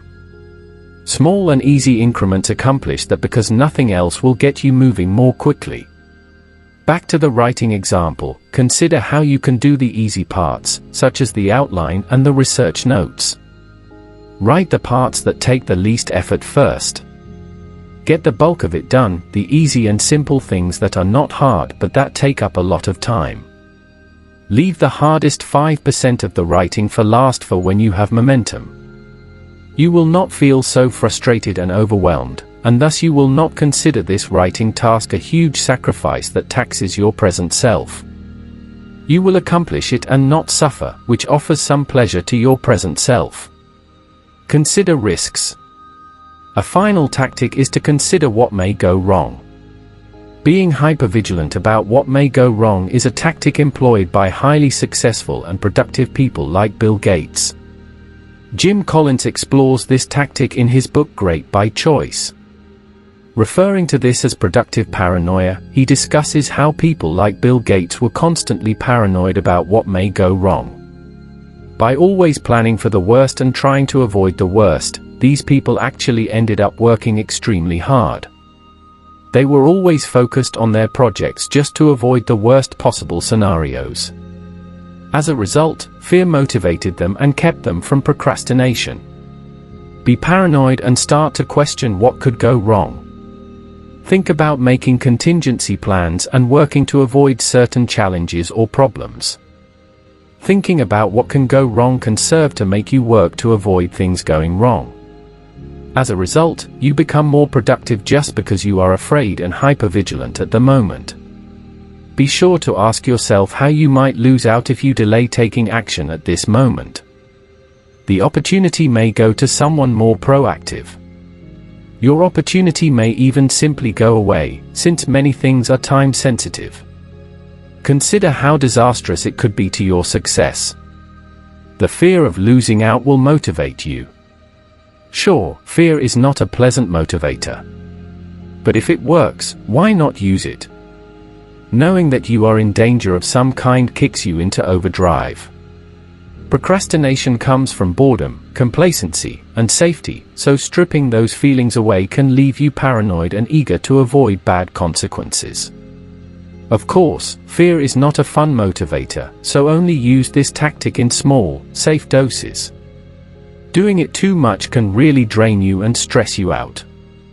As we all know, stress is damaging to your working spirit. Avoid stress and only use this tactic when you begin to feel an intense temptation to procrastinate. Our opening example of Madeline could have used fear to help her detect possible mistakes and thus to motivate herself to write her code each day. Using fear, she would have planned to leave plenty of wiggle room in her schedule so that she could properly compile the code and ensure that there were no errors in her code writing. She would have anticipated possible errors and would have worked each day in order to give herself time to catch and fix these errors. Takeaways. Tackling procrastination is similar to pushing Sisyphus's stone. You can beat it back for a bit, but it's so natural that you will never be fully rid of it. The problem is typified by time inconsistency, where we comprise two selves that don't have overlapping desires. One wants gratification in the future and the other wants it right now. Temptation bundling is an effective method to battle procrastination. It consists of combining your unpleasurable tasks with something pleasurable. This mainly works because you are battling time inconsistency and giving both selves what they want simultaneously. Start easy and small. Procrastination thrives off inertia. Therefore, you need to make the path to motion and action as easy as possible. Then eventually you can gain momentum, the opposite of inertia. Sometimes beating procrastination just requires a kick in the pants. Fear and productive paranoia can do that to you. If you are so fearful of the negative repercussions you will face, then you will certainly be spurred into action. But this is not a method to use very frequently. Chapter 6. No Distraction Zone. This is a chapter that promises to kick your butt. It's full of powerful techniques to ensure that you jump into action. Without further ado, let's jump into it. Minimizing distractions. We often think that distractions can be our friends when it comes to self-discipline. If willpower is finite, then we reason that it's better to take a break, refresh, and distract ourselves from urges and temptations. Barbara Shiv, a professor of marketing at the Stanford Graduate School of Business, conducted a study that illustrates how distractions affect us.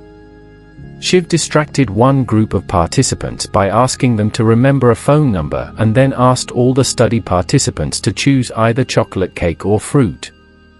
Those who were trying to remember phone numbers chose the cake 50% more often than those who weren't. The conclusion here is that focus is an essential part of being disciplined. If you're constantly distracted, you succumb to temptations without even giving yourself a chance to exercise your willpower. It just doesn't occur to you, and you choose the path of least resistance despite your best intentions. Distractions sneakily eat away at our self-discipline. This process can go on in the background so that we don't even realize that our discipline is lapsing until it's too late and all of our past efforts have been wasted. The design of checkout lanes in supermarkets is a prime example of capitalizing on distracted minds and depleted willpower. You can make healthy decisions every step of the way through the grocery store, but you can't escape without one final distraction of candy, chocolate, and snacks at the register. This is frequently the most difficult time to be disciplined because you're so close to exiting and thinking ahead, and the items are cheap and available to purchase instantly. What should you do with this knowledge? If you work in a cluttered environment, clean it up. A clean desk can help create a clear mind, and a clear mind is much more able to remain disciplined. A Cornell University study provides some compelling evidence supporting the concept of out of sight, out of mind as a means of improving discipline, and it applies to far more beyond your desk. The study participants were given a jar full of Hershey's Kisses that was either clear or opaque and either placed on their desk or 6 feet away. On average, the participants ate 7.7 kisses per day from the clear jars on their desks as opposed to 4.6 per day from opaque jars in the same location. When the jars were placed 6 feet away, the participants ate 5.6 kisses per day from the clear jars and 3.1 per day from the opaque jars. Surprisingly, the study subjects consistently reported feeling that they had eaten more kisses when the jars were placed 6 feet away, even though the opposite was true. That discrepancy is a crucial piece of information because it provides a simple guideline for improving discipline. That is, you can use laziness to your advantage by clearing your workplace of distractions. You may not completely forget about those distractions, but the more effort it takes for you to give in to a temptation, the less likely you are to do so. Furthermore, it eliminates some of the most counterproductive discipline lapses, the mindless ones that we don't even realize we are doing. It's so much easier to reach your hand into a cookie jar without thinking about it if that jar is easily accessible and visible. Those are the types of scenarios that you want to avoid when designing an environment for discipline. If you place the cookie jar in a distant cabinet, you don't eliminate the temptation altogether, but you make it so that giving in to the temptation requires a lot of effort. That makes a big difference. Ultimately, you want to create an environment for yourself that is clear of distractions and obvious temptations. You can make discipline drastically easier just by eliminating the mindless and effortless lapses in discipline that are made possible by an environment that hasn't been optimized. This applies to your desk, your workspace, your office, what you can see from your desk, and even your computer desktop. Keep them clear of distractions as much as possible and you'll simply forget about them. In your lapses of discipline or boredom, you'll have no other option than to keep working. Default to positive actions and behaviors. Optimizing your environment for self-discipline really comes down to understanding how automatic most of your decision-making is. To illustrate that point, consider the findings of a study conducted in 11 European countries on organ donors. The data showed that countries that automatically have citizens opted into being organ donors, requiring action to opt out, had rates at or above 95% participation. When the default choice was not to be an organ donor, however, the highest rate found in any of the 11 countries was a mere 27% participation. Ultimately, people just went with the option that required the least effort. It said nothing about their actual intention or desire to be an organ donor. This same concept of defaulting to the more desirable choice can be applied to your own self-discipline. We're lazy and will happily accept whatever is in front of our faces. You can make it easy for yourself to choose whichever options most benefit you while also making it as difficult as possible to make harmful decisions. A default option is one that the decision maker chooses if he or she does nothing or the minimal amount of effort. In other contexts, default options also include those that are normative or suggested. Countless experiments and observational studies have shown that making an option the default will increase the likelihood of it being chosen, which is known as the default effect. Making decisions requires energy, so we often choose the default option to conserve energy and avoid making decisions, especially when we aren't familiar with what it is we are making a decision about. Optimizing these default decisions is where the bulk of your efforts to make a more discipline-conducive environment can take place. You might believe that you control the majority of your choices, but in reality, that isn't the case. Instead, a significant amount of your actions are just responses to your environment. If you're distracted by social media, for example, you might move the app icons to the back page of your phone so that you aren't constantly seeing them whenever you open your phone to do something else. Better yet, you can log out of the apps after each use or delete them from your phone altogether so that you'll only use them when you really want to instead of letting them be distractions. And if you're in the habit of mindlessly picking up your phone while working, you can simply start placing it face down and far enough away that you have to get up to reach it. If you want to practice violin more, put it on your desk with your music notes open.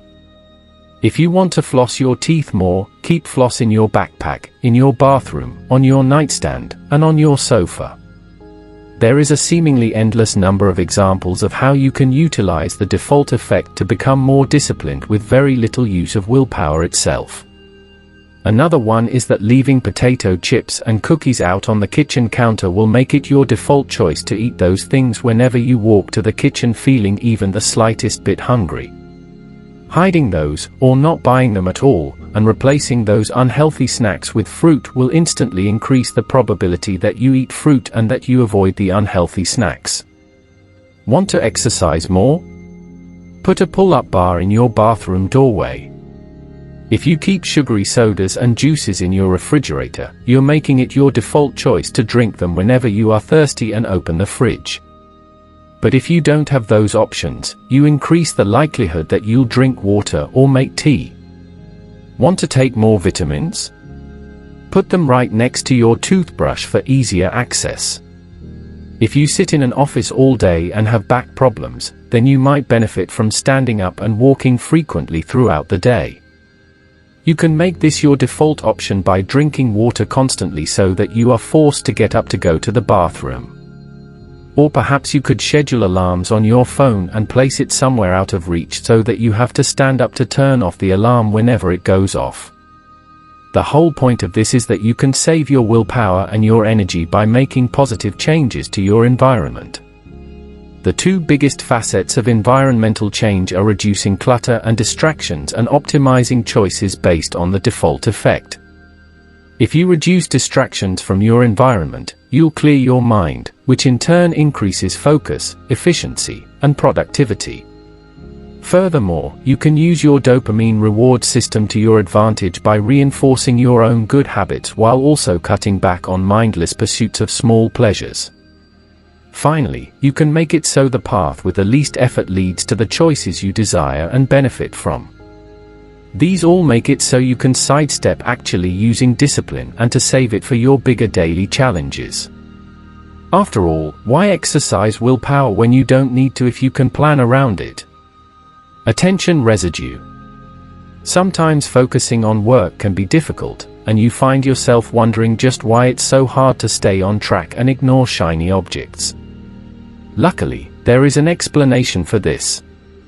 In 2009, Sophie Leroy published a paper that was aptly titled, "Why is it so hard to do my work?" In it, she explained an effect that she called attention residue.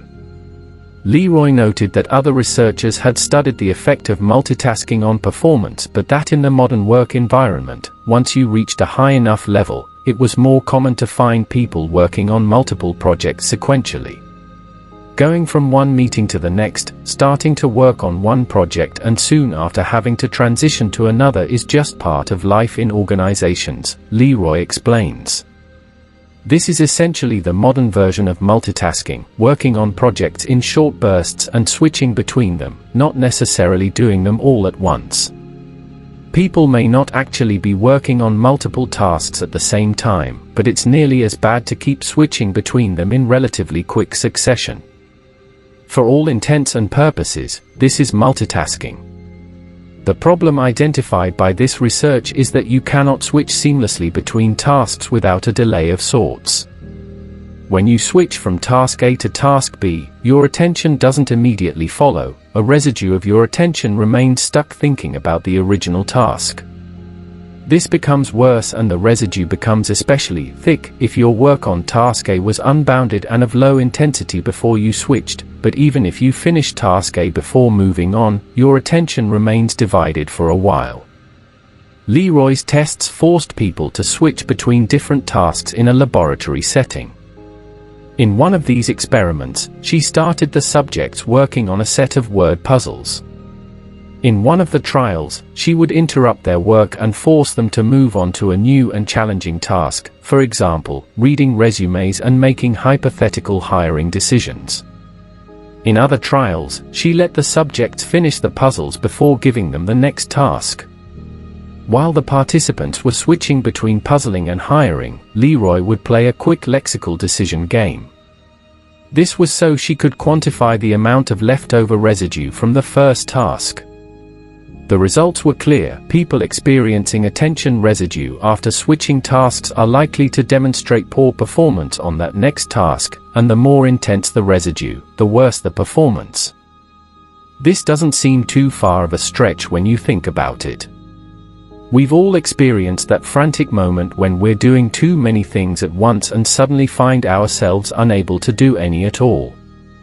How can you concentrate on any task if you keep switching back and forth between two or more different things? You'll likely be stuck simply trying to make sense of everything and organize it so you can understand it. It will only force you to waste time trying to catch up to where you were instead of pushing forward. You'll take one step forward but 2 steps back each time you try. Even worse news is presented by a Stanford researcher, Clifford Nass, who examined the work pattern of people who multitask.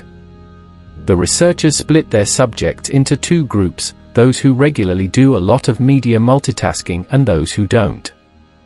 In one experiment, the groups were shown sets of 2 red rectangles alone or surrounded by 2, 4, or 6 blue rectangles.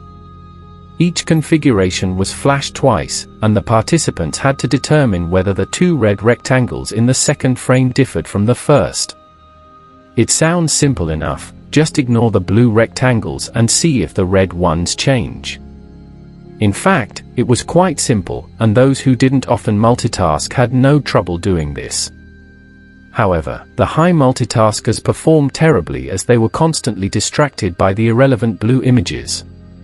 Because they couldn't ignore the images, the researchers thought that maybe they were better at storing and organizing information. Maybe they had better memories. But this was proven wrong by the second test. After being shown sequences of alphabetical letters, the high multitaskers also struggled to remember when a letter was making a repeat appearance. And again, the low multitaskers performed better overall. It was as simple as that. The low multitaskers did great, Offer said. The high multitaskers were doing worse and worse the further they went along because they kept seeing more letters and had difficulty keeping them sorted in their brains. Multitasking may seem to be the best of both worlds, but when you're in situations where there are multiple sources of information coming from the external world or emerging from memory, you cannot filter out what is irrelevant to your current goal. This failure to filter means that you are slowed down by irrelevant information and will struggle to complete a task without distractions. It is much easier to focus on one thing at once, without letting distractions interfere, than to try doing several things at a time and overload your brain with too much information. From both of these experiments, it's clear that multitasking isn't really good for anything, and all attempts to do it don't really lead anywhere. By multitasking you are neither able to adequately focus on each new task nor able to ignore any distractions that are hindering your work. There might be certain ways you can multitask 1% more effectively, but the overall lesson is just to avoid it whenever possible. Single tasking. What does this mean? To set everything else aside and not check, monitor, email, or even touch anything other than the current task you are working on. It requires singular focus and the purposeful and intentional tuning out of everything else. Switch off your notifications and ditch your phone. If you must be on your computer, keep only one browser tab or program open at a time. A lot of single tasking is about consciously avoiding distractions that seem small and harmless. The biggest culprits: your electronic devices. Ignore them when possible. Keep a spotless workspace so your eye doesn't catch something that needs cleaning or adjusting. Ideally, single tasking reduces your environment to a blank room because you shouldn't pay attention to any of it. Attempt to pay attention to when you are being interrupted or subtly switching between tasks. This is hard to catch at first and will require you to make conscious decisions against your instincts. Something that will be very hard to resist is to tell yourself that you must act on something immediately and interrupt your task. This is rarely the truth. To combat this urge, set aside a post-it to take notes for ideas that will inevitably spring to mind regarding other tasks. Just jot them down quickly and return to your primary goal. You can address them after your single tasking period is over, and you won't have forgotten anything. It will keep your mind focused on one single task while setting you up for future success. Batching. Henry Ford, founder of Ford Motor Company, got a lot of things right about cars. He had a few competitors back in the day, but a primary reason those names are essentially lost in time is because he was also the creator of the factory assembly line. On a factory assembly line, workers focus on one task at a time. This streamlines a process and makes it far more efficient than having a single worker see a project through from start to finish, switching between multiple tasks. It allows workers to specialize and perfect their task, which cuts down on errors and makes troubleshooting far easier. Workers didn't have to do more thinking than was necessary for the task at hand. For Ford, this made his automobile production efficiency and output shoot through the roof and dominate his market. That, in essence, is what batching can do for you. Batching is when you group similar tasks together to complete them all at once.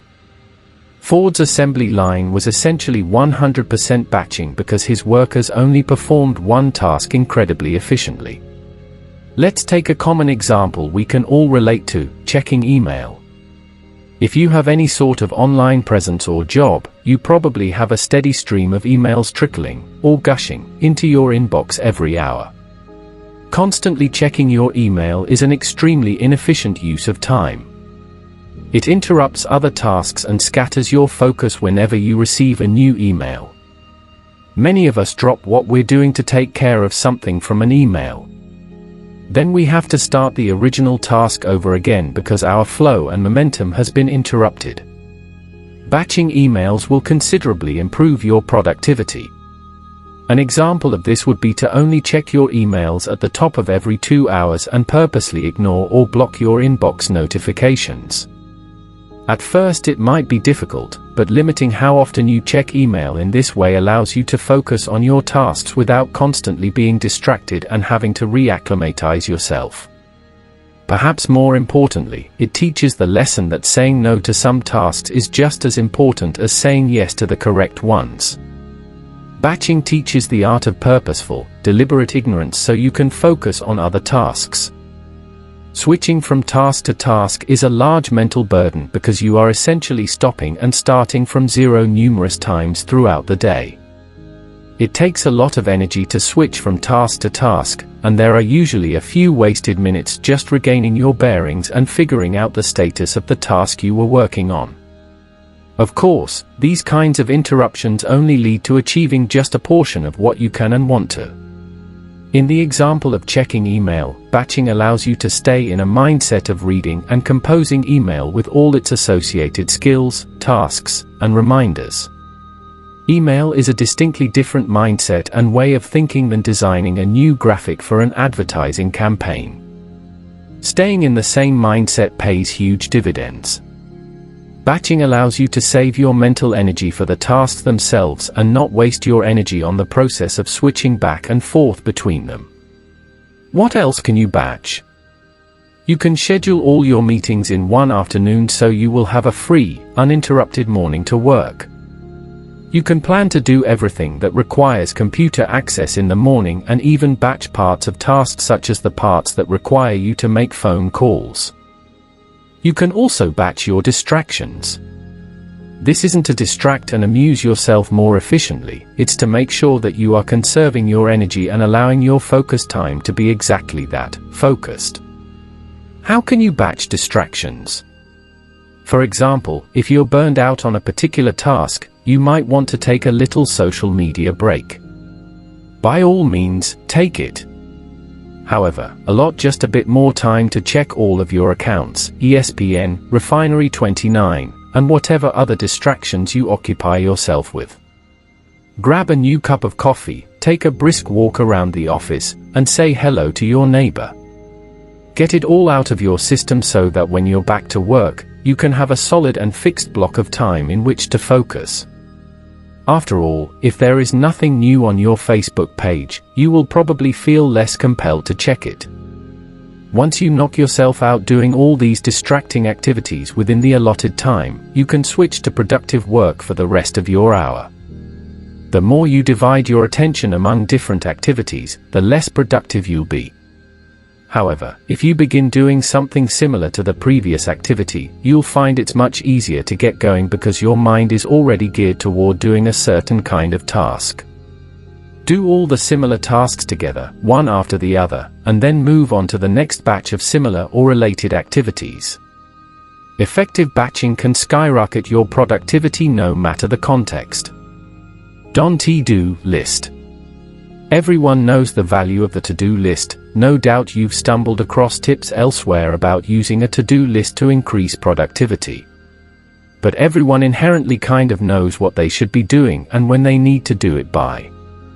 The act of writing it down just helps remind them, and it makes people more likely to take care of their obligations. However, not everyone knows what they shouldn't be doing, what they should be avoiding, common ways of procrastinating, and distractions that masquerade as priorities. Along with your to-do list, it's equally important to make a to-do list. Each day, we're faced with choosing tasks that will create the biggest impact for us, and there are many hidden obstacles. Again, we all know the obvious evils to avoid when trying to upgrade productivity: social media, goofing around on the internet, watching The Bachelorette while trying to work, and learning to play the flute while reading. It can be difficult to distinguish between real tasks and useless tasks, and it will require some hard thought on your part. You need to fill your to-do list with tasks that will sneakily steal your time and undermine your goals. These are tasks that are insignificant or a poor use of your time, tasks that don't help your bottom line, and tasks that have a serious case of diminishing returns the more you work on them. If you continuously devote and waste your time on these tasks, your real priorities and goals will be left untouched. Here's what you should put on your to-do list. First, include tasks that are priorities but which you can't do anything about at present because of external circumstances. These are tasks that are important in one or many ways but are waiting for feedback from others or for underlying tasks to be completed first.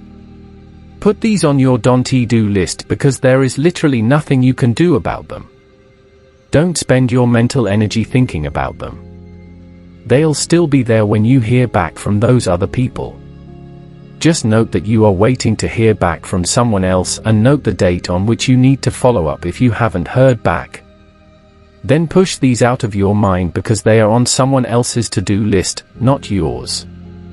You can also temporarily push things off your plate by clarifying and asking questions of other people.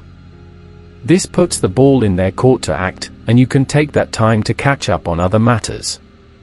Second, include tasks that don't add value as far as your projects are concerned. There are many small items that don't add to your bottom line, and often these are trivial things, busy work. Can you delegate these, assign them to someone else, or even outsource them? Do they really require your time? In other words, are they worth your time?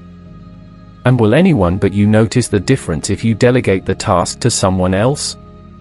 By taking on the task yourself, are you getting stuck in the weeds of perfectionism? You should spend your time on big tasks that move entire projects forward and not myopic, trivial tasks. Often these are useless tasks disguised as important ones, such as selecting the paint color for the bike shed in the parking lot of the nuclear power plant you are building. Third, include tasks that are current and ongoing but will not benefit from additional work or attention paid to them. These tasks suffer from diminishing returns.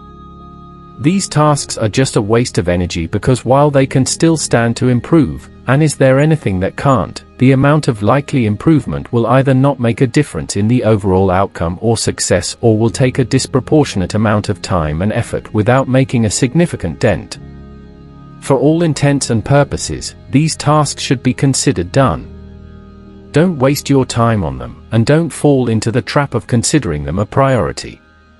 Once you finish everything else on your plate, you can then evaluate how much time you want to devote to polishing something. If the task is at 90% of the quality you need it to be, it's time to look around at what else needs your attention to bring it from 0% to 90%. In other words, it's far more helpful to have 3 tasks completed at 80% quality versus 1 task at 100% quality. When you consciously avoid the items on your don't-to-do list, you keep yourself focused and streamlined. You don't waste energy or time, and your daily output will increase dramatically. Why read a menu with food items that are unavailable? It's pointless and wastes your mental bandwidth. By preventing your energy level from being dissipated by those things that suck up your time and attention, a don't-to-do list enables you to focus on what matters. This can have a very dramatic and positive impact on your daily routine. The fewer things that tug on your mind, the better. The kind of stress and anxiety they create only hampers or kills productivity. A don't-to-do list will free your mind from the burden of having too many things in the air because it eliminates most of those things. You can focus on the balls that are still in flight and steadily knock each one out. The 40-70 rule. Many of us are reluctant to take actions outside the comfort zone unless we have all the pertinent information we need. But can you actually have too much information to start something new? Former U.S. Secretary of State Colin Powell has a rule of thumb about making decisions and coming to a point of action. He says that any time you face a hard choice, you should have no less than 40% and no more than 70% of the information you need to make that decision. In that range, you have enough information to make an informed choice, but not so much intelligence that you lose your resolve and simply stay abreast of the situation. If you have less than 40% of the information you need, you're essentially shooting from the hip. You don't know quite enough to move forward and will probably make a lot of mistakes. Conversely, if you chase down more data until you get more than 70% of what you need, and it's unlikely that you'll truly need anything above this level, you could get overwhelmed and uncertain. The opportunity may have passed you by and someone else may have beaten you by starting already. But in that sweet spot between 40% and 70%, you have enough to go on and let your intuition guide your decisions. In the context of Colin Powell, this is where effective leaders are made. The ones who have instincts that point in the right direction are who will lead their organization to success. For our purposes of breaking out of the comfort zone, we can replace the word information with other motivators: 40 to 70% of experience, 40 to 70% reading or learning, 40 to 70% confidence, or 40 to 70% of planning. While we're completing the task, we'll also be doing analyzing and planning on the fly, so this range of certainty helps us tend toward action. When you try to achieve more than 70% information, or confidence, experience, etc., your lack of speed can result in many negative consequences. It can also destroy your momentum or stem your interest, effectively meaning nothing's going to happen. There is a high likelihood of gaining nothing further from surpassing this threshold. For example, let's say you're opening up a cocktail bar, which involves buying a lot of different types of liquor. You can't expect to have absolutely all the liquor you will ever need ready when the doors are ready to open. But on the other hand, it doesn't make sense to commence operations without enough for customers to choose from. So you'd wait until you have at least 40% of available inventory. You've got momentum established. You figure if you could get more than half of what you need, you'll be in pretty good shape to open. You might not be able to make absolutely every drink in the bartender's guide, but you'll have enough on hand to cover the staple drinks with a couple of variations. If you have around 50 to 60% inventory, you're probably ready. When the remaining inventory arrives, you'll already be in action and can just incorporate that new inventory into your offerings. If you waited until you had 70% or more inventory, you could find yourself stuck in neutral for longer than you wanted to be. This way of thinking leads to more action than not. Waiting until you have 40% of what you need to make a move isn't a sedentary stay inside your comfort zone. You're actively planning what you need to do to get out, which is just fine, as long as it's not overplanning. Making the execution before you're 100%, or even halfway, ready to do so is the kind of gutsy move that shakes you out of the indifference of your comfort zone in a hurry. Do nothing. Burnout is a very real risk, especially in today's modern age where to get ahead, it seems that everyone has a full-time job as well as a side career that is aimed toward making money. We seek to intentionally pack our days full of activities, professional and social, as a means of squeezing the last drop of enjoyment out of our lives. Ironically, this quickly becomes counterproductive because very few people have a battery that can function like that. As for what that means for your brain, any shred of fatigue will affect your clarity of thought. That part should be clear from our own lives. We function better on 8 hours of sleep versus 3 hours of sleep. However, what's less obvious is that disconnecting from everything and doing nothing at all can actually be a path to greater creativity and insight. There's a reason that when we are zoning out at the gym or in the shower, we seem to have a disproportionate number of epiphanies. Thought is inherently fatiguing and taxing on the mind and is characterized by the brain emitting beta waves. Relaxation and a lack of attention, on the other hand, is characterized by the brain emitting alpha waves. What are alpha waves also associated with? Studies by Professor Flavio Froelich, among others, have shown that alpha waves are associated with enhanced memory, creative thinking, and overall increased happiness. Maybe that's the reason meditation and practicing mindfulness is being pushed so hard these days. They intentionally slow you down and put you into a state of releasing alpha waves, which trigger increased happiness and life satisfaction. Most of the world's top performers, such as CEOs, always mention meditation as a vital part of their daily routine. This is likely why. The ability to tune things out allows them to function at their peak when it matters, like a battery recharge in the middle of the day. For the high achievers out there, it's not necessarily a matter of taking a break just to generate some alpha waves. Don't think of it as rest, think of it as recovering so you can get ready when you need to really think creatively. We instinctively know to sleep, stretch, and warm up our bodies if we have an athletic competition, but we disregard doing the same for our minds. When you relax more and do nothing at all, you enter a state of allowing your mind to wander, and you also come back recharged and refreshed. Allow yourself to daydream, because when was the last time your daydreams were boring and routine versus creative and outlandish? If you need a break, resist the urge to pick up your phone and scroll through your social media. Just staring into blank space might be a better use of your time. Takeaways. Minimize your distractions in your environment.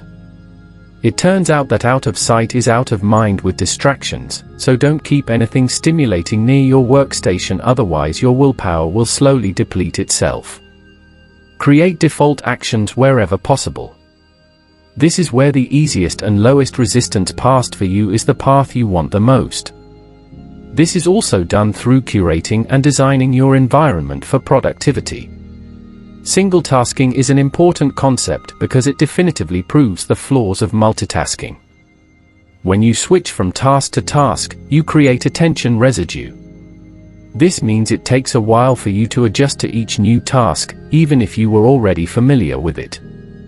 You can eliminate this by single tasking, and also by batching, which is when you do all similar types of tasks together to capitalize on your mental efficiency. A to-do list can be just as powerful as a to-do list because we are rarely told what to ignore. As a result, these distractions or sneaky time suckers can invade our space without us even knowing we are being duped. Include tasks you can't move forward on, make progress on, or help. The 40 to 70 rule is when you beat inaction through the amount of information you seek. If you have less than 40%, don't act. But if you have 70%, you must act. You'll never have 100%, and chances are, 70% is more than sufficient, the rest you learn along the way, anyway. Finally, you might want to do nothing from time to time. This is rest and relaxation, but you should think of it as mental recovery. What does an athlete do between races or matches? You got it, they recover so they are primed to work again when necessary. Chapter 7, Deadly Pitfalls. In the science of following through, there are a massive number of mistakes that you could make that could cost you your progress. Take Michael. Michael is only human. Thus, he made some mistakes with follow-through when he first started his at-home freelance consulting firm. He believed that starting his business would change his life overnight. He imagined getting tons of money for minimal work, having plenty of time to play with his newborn daughter, and even having time to hit the gym and get pumped like Arnold. He imagined that having no boss would free up a lot of his time. Weeks went by and he did none of those things. In fact, his expectations felt so extreme that they were intimidating and discouraging. This is called false hope syndrome. Michael thought he would accomplish a lot more than was humanly possible. His other mistake was not getting to know himself or how he worked best. He tried to impose an unrealistic schedule on himself that just did not fit his natural circadian rhythm and work preferences. False hope syndrome occurs when you think that you can do everything on your to-do list and reach your dreams in a short amount of time. You promise yourself, or a client, the moon. Then you are sorely disappointed when you cannot deliver, and those big expectations have actually caused a negative effect on your working spirit. They'll cause you to shrink back and be more fearful of the failure you just experienced, and you may end up in a worse state than you were to begin with. Michael was extremely disappointed by the lack of huge life changes he saw when he started his business. His life did not change magically overnight. He did not have the energy for all of these changes he was planning to make. Plus, he hated working because he was following the wrong schedule. He began to fall behind on work and procrastinate to avoid the tasks he hated. He tried to work in the morning while drinking 3 cups of coffee and found he just could not function. After a while, Michael decided to take a good long look at what he was trying to do and how he was failing. He adjusted his schedule to fit his lifestyle better and stopped working so early in the morning after staying up late with his daughter, who had not yet achieved a normal sleep cycle. He found how to work on only a few goals at a time and make time for his goals when he could. Suddenly, Michael felt better and worked better. Life was just easier since he fell into a more comfortable and realistic groove. He was no longer so overwhelmed and disappointed, so he stopped despising work and stopped putting work off out of loathing and dread. Like Michael, we all make mistakes. But learning which mistakes to avoid gives you a step up on other people. You will not tax your self-discipline or willpower for follow-through if you avoid these common mistakes. False hope syndrome. False hope syndrome, what Michael had, is where you overestimate the changes you can make. You set unrealistic expectations for what you can do and the speed, number, and ease of the changes you plan to make to your life. When you can't accomplish everything on your list of desired changes, the disappointment at failing to reach your lofty goals can cause a powerful backlash that will cause you to give up hope. Even if you have extremely strong self-discipline and desire to change, you will still fail if your expectations are too high. Plan for proper expectations and figure out what you can actually hope for. Learn to let go of hopes that are not realistic and to set expectations that you can actually obtain or meet. One example of this might be thinking that you will magically be able to change your work habits, even though you have tried doing the same things in the past and have failed. You expect to get more done with distractions and multitasking, for example, even though that has never worked for you before. Changing your approach and not believing that you can initiate too much self-change is essential to being successful because it prevents you from falling into old habits and disappointing yourself. False hope is about controlling your expectations. When you can have realistic hopes, you can actually achieve, which leads to confidence, competence, and skill. Anything else is just setting yourself up for heartbreak and failure, which tends to not be productive. Don't shoot too high, but don't shoot too low, otherwise, you'll grow bored and unengaged. Just remember that your goals can be entirely different from your expectations. Overthinking. Another mistake is overthinking. Overthinking is a silent killer of joy, hope, and reason. It kills your positivity and desire to carry on. Overthinking makes you inevitably fixate on the negative because they are so easy to find, and your entire worldview eventually goes dark. Overthinking is so tempting because it mimics progress. After all, you are thinking about work and doing research to make the best decision. You think you are being proactive. But really, overthinking is silently hampering you, and this is another classic instance of mere motion versus actual action. You are considering too many options and doing too much research, which limits your ability to make an executive decision. You are wasting time doing research and forming plans for things that don't really matter instead of putting one foot in front of the other and eliminating your inertia. By overthinking, you freeze your ability to make decisions. Psychologist Barry Schwartz suggests that a paradox of choice is harmful because it leads to analysis paralysis. His studies reveal that having more choices actually causes people to develop anxiety and avoid making a choice in the long run. Having fewer present choices helps people narrow it down. Consider when you go to Walmart and you are faced with buying a new printer for your office. Standing before the wall of printers, all of which have great advertising and boast so many features, you find yourself overwhelmed and can't settle on a printer. You panic and buy the first one you see. Or you go home without buying one even though you needed it. You wasted so much time deliberating over printers and you ended up not even using the information you gained because you got overwhelmed. You can't decide because there is too much information overloading your brain in the process. This is a perfect illustration of how overthinking kills your ability to follow through and execute. So instead of overthinking, place an emphasis on action. Most actions are reversible. You can easily return a printer to Walmart. But you'll have gained no further information if you stay in the same place without moving. You can also limit the choices you give yourself and the criterion you use. Focus on the main things you need, and find the easiest choice that meets your needs. Don't fall down the rabbit hole of researching obsessively on Google or comparing thousands of brands to find the best one. Chances are, 90% of them do exactly what you want with little variance. So what are you really deliberating over? If you are tasked with buying the new office printer, determine 3 traits your office needs in a printer. Then go to Walmart and buy the cheapest one that meets all of those needs. Put blinders on such that nothing else matters. This is a classic example of limiting your information intake and being willfully ignorant. Overthinking can sneak in because we don't have clarity on what matters, so when you can articulate those, suddenly you can see clear choices. Worry.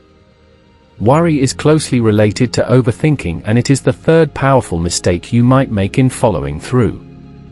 Worrying is when you ruminate on problems, real or imagined. This takes you out of the present, which you have control over, and puts you into the future or past, which you have zero control over. Worrying steals your control and composure, but taking action and focusing on the present empowers you by letting you get things done now. Try to switch your mindset toward action and solutions rather than problems and mistakes. Furthermore, worrying makes you focus on things that may not even be real and that you cannot change, and you devote time and energy to these worries that you could be spending on work instead. It's a tall task to tell someone to worry less. But the truth is, worrying causes you to suffer twice, once during the worrying and again if the dreaded event actually occurs. And if it doesn't occur, you've just suffered for no reason at all. Worrying can also masquerade as productivity, but again, it is wasted motion. It's a lot of energy spent to get nowhere. Focus on what you can control and do something about. Focus on things that are real and have happened, not imaginary outcomes or scenarios that may never come to pass. Do what you can do at the moment, because that's all you can control. In doing so, carry a mindset of action and control rather than fear. Know thyself. The final major mistake many people make is failing to get to know themselves. Knowing yourself enables you to figure out how to work best and create the most beneficial environment for yourself. Not all people work the same way. One man might like a detailed schedule that lays out every part of his day, while another man needs breathing room and spontaneity. One woman may need a quiet environment where she can work alone, while another woman needs friends and a social work environment to thrive in. Like Michael found out, don't impose unrealistic or unsuitable schedules, ideals, or environments on yourself and expect to succeed. Find what is best for you and then implement that to thrive. You can only work best if you are in your best environment. Find what that environment is instead of forcing yourself to conform to something that does not suit you and instead makes you miserable and hinders your productivity. When you use your preferences and strengths to your advantage, you are more likely to follow through. This is because you are allowing yourself to work at your best, at your very peak. You're not fighting yourself and are instead working within your flow and accessing your strengths.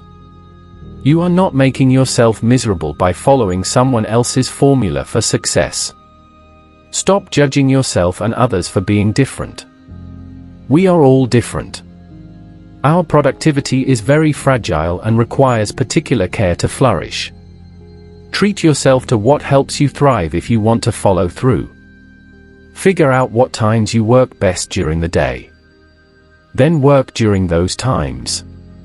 Don't let others judge you for not being functional before 8 a.m. or for working late into the night. Working at your best time will enable you to be more productive and follow through more easily because you are using your energy when you have the most of it. Don't try to work early in the morning if you are not a morning person, because that will only lead you to failure. There is another component to getting to know yourself, diagnosing why you are failing and fixing the underlying problem. It is diagnosing the cause and source of your lack of follow-through so that you can address it. Only when you determine the cause of your poor follow-through can you actually do something about it. Don't make the common mistake of attributing failure to the wrong cause, or you will never be able to address and correct the issue. Be Sherlock Holmes if you are having trouble with follow-through. Using the power of deduction, deduce what is wrong and why you are not being productive. Maybe you are reading another time management book when you should be keeping a calendar and not wasting time on books. Maybe you are trying to organize and label everything when really you just have too much stuff and need to get rid of some of it. Maybe you are discouraged so you procrastinate and thus keep failing and wondering why your discouragement is growing. Really consider how you feel when you don't follow through. Look at your feelings during the commencement stage of a project and see if you feel overwhelmed or put things off for too long to reasonably finish them. Why do you specifically give up? When you find the reason, you can figure out how to apply one of the rules or mindsets in this book to rectify the problem. Failure happens, and it's going to happen. It's not the end of the world. It's certainly not the end of productivity. But failure is useful only when we're aware of the cause. When we see the cause, we can see how to fix it and how to avoid repeated failure in the future. When we don't, we're doomed to repeat our mistakes until we do realize what's actually going on. Avoid wasted time by diagnosing your reasons for failure early on. Takeaways. Pitfalls to following through and finishing what you start? Too many to name. But a select few in this chapter are stronger and more dangerous than most. False hope syndrome is when you expect that you will be able to change or improve to an unrealistic degree. When you inevitably fail to meet this mark, there is a very real backlash that results in you being even less motivated and disciplined than before you started. To beat this, set proper expectations based on your history and understand the difference between goals and expectations. Overthinking is sneaky because it feels like action and it even feels productive. But it's not. Overthinking is when you fixate and can't seem to take the first step toward action. Zero in on the details that matter, deliberately ignore everything else, and you'll feel much more clarity. Worrying is when you fixate on something and inevitably start drawing out the negative scenarios and pitfalls. However, worrying is also when you fixate on things you can't control while ignoring what you can control, the present. The solution is to focus on what you can do right now and only right now. Do you know yourself? Well, what about in terms of productivity and how you work and produce the best? You can consider time of day, environment, setting, and so on. But you should consider that knowing yourself is also the ability to look at yourself and understand why you may have failed or come up short. It is the ability to self-diagnose and be self-aware. Chapter 8. Daily Systems for Success. Ned started his own software consulting firm. He was thrilled to be his own boss and did not anticipate that he would have any trouble managing clients, answering emails, generating leads, sending out invoices, performing his consulting work, and so on. At first, everything in Ned's business was great. He would wake up early, answer emails, and send out newsletters to generate leads. Then he would get to his normal job. When he had spare time, he would get back to emails. Late into the night, he would be working, trying to market himself while also working on his various projects. But as his business took off, suddenly his inbox was inundated. His list of projects grew longer and longer. Suddenly, he was completely overwhelmed. Putting in 12-hour days at the very least, he struggled to catch up with emails, follow up with clients, send out invoices in a timely manner, and meet deadlines. He felt as if he were drowning. Angry clients would harass him, demanding to know where their work was. Seeing his desk would have made Martha Stewart weep. Ned would spend up to 15 minutes looking for important papers or notes that he had made on projects. His home office was a jumbled mess. The room that he has so cheerfully painted and decorated was now a prison, where he spent almost all of his time. Ned himself looked even worse. He looked like a zombie and subsisted on coffee and fast food. His eyes developed deep bags under them. Then he realized that he was losing leads and losing money. Bad reviews began to pile up on his website and his freelancing profile. It looked as if his consulting firm was failing. What did Ned do wrong? He didn't use a system. He relied on himself to get everything done and did not implement a way to organize and streamline his work to make it easier. He took on too much at once, trying to accomplish tons of goals each day without using a system to make those goals easier. Willpower is great to a degree. You certainly need it in your life to push you to be the best that you can be. But relying on your willpower and self-discipline alone to be successful can fail you if you rely on it too heavily, because you cannot push yourself past your maximum. Once you hit your maximum, your willpower and self-discipline cannot push you to move forward. Willpower and self-discipline are fickle and can crumble when you become overwhelmed.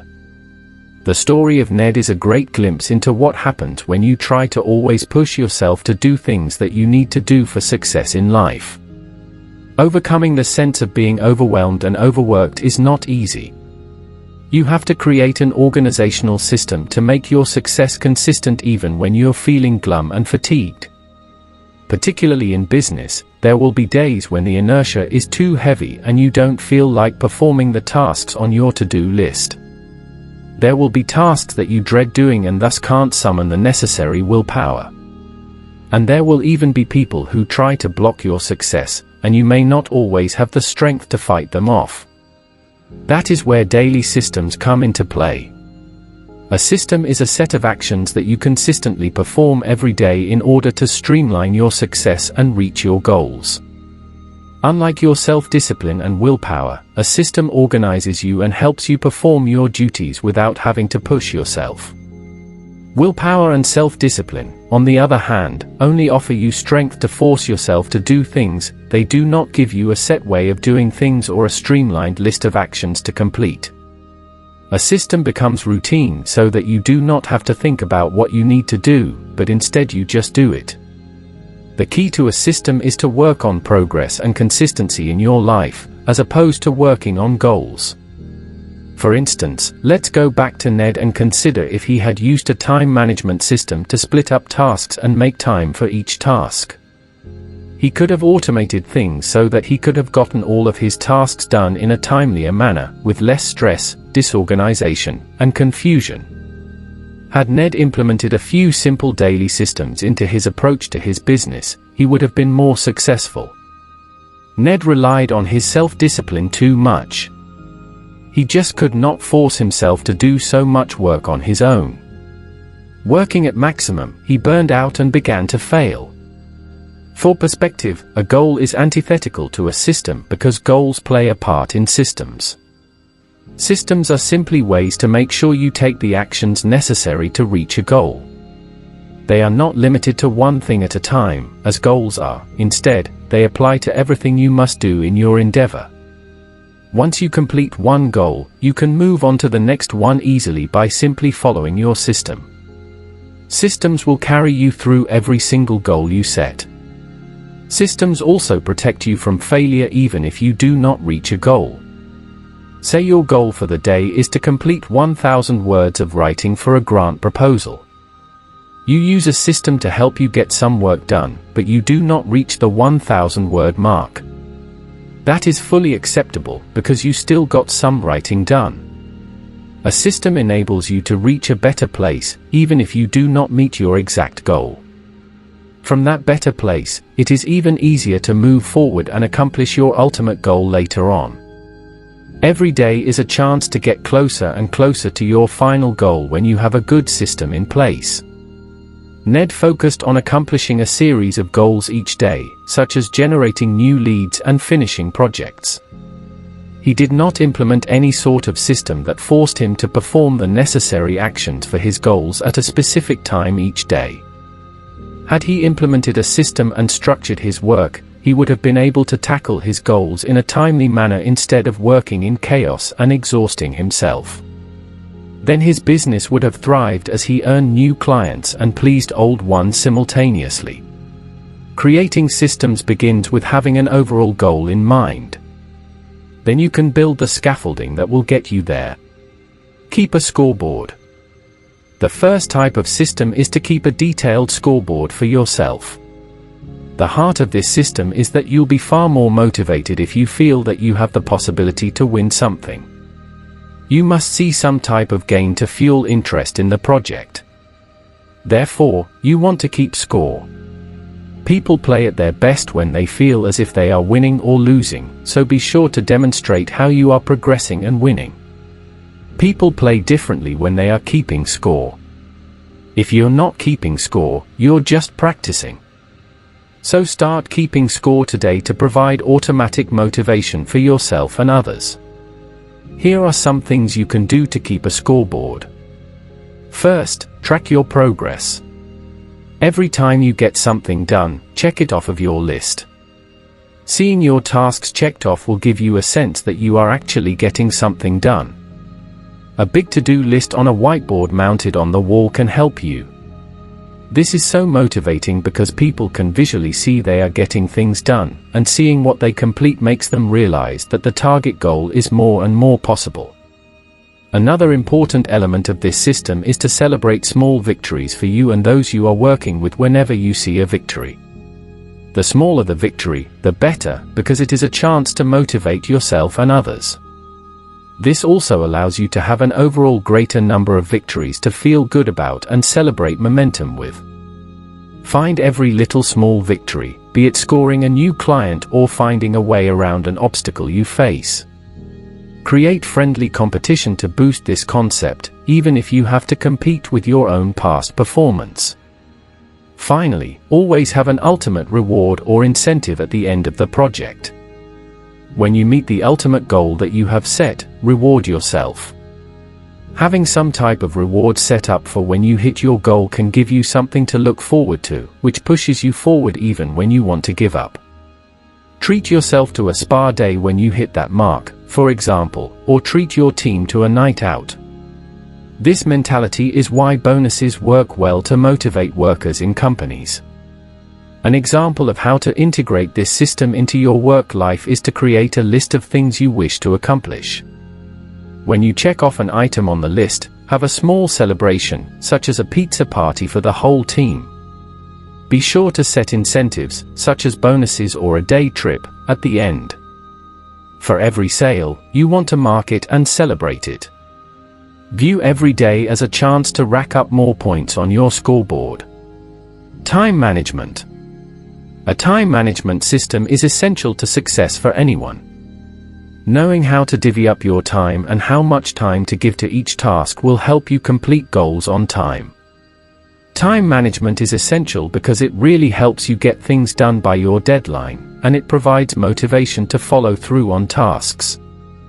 You can set realistic expectations once you know an approximate time frame for everything you do. To practice good time management, first set a routine for your work. A routine is a system that enables you to know what to do when. You know you need to start work at 9, for example.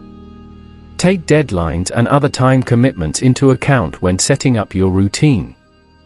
Be sure to set aside time for work, eating, sleep, appointments, and other commitments.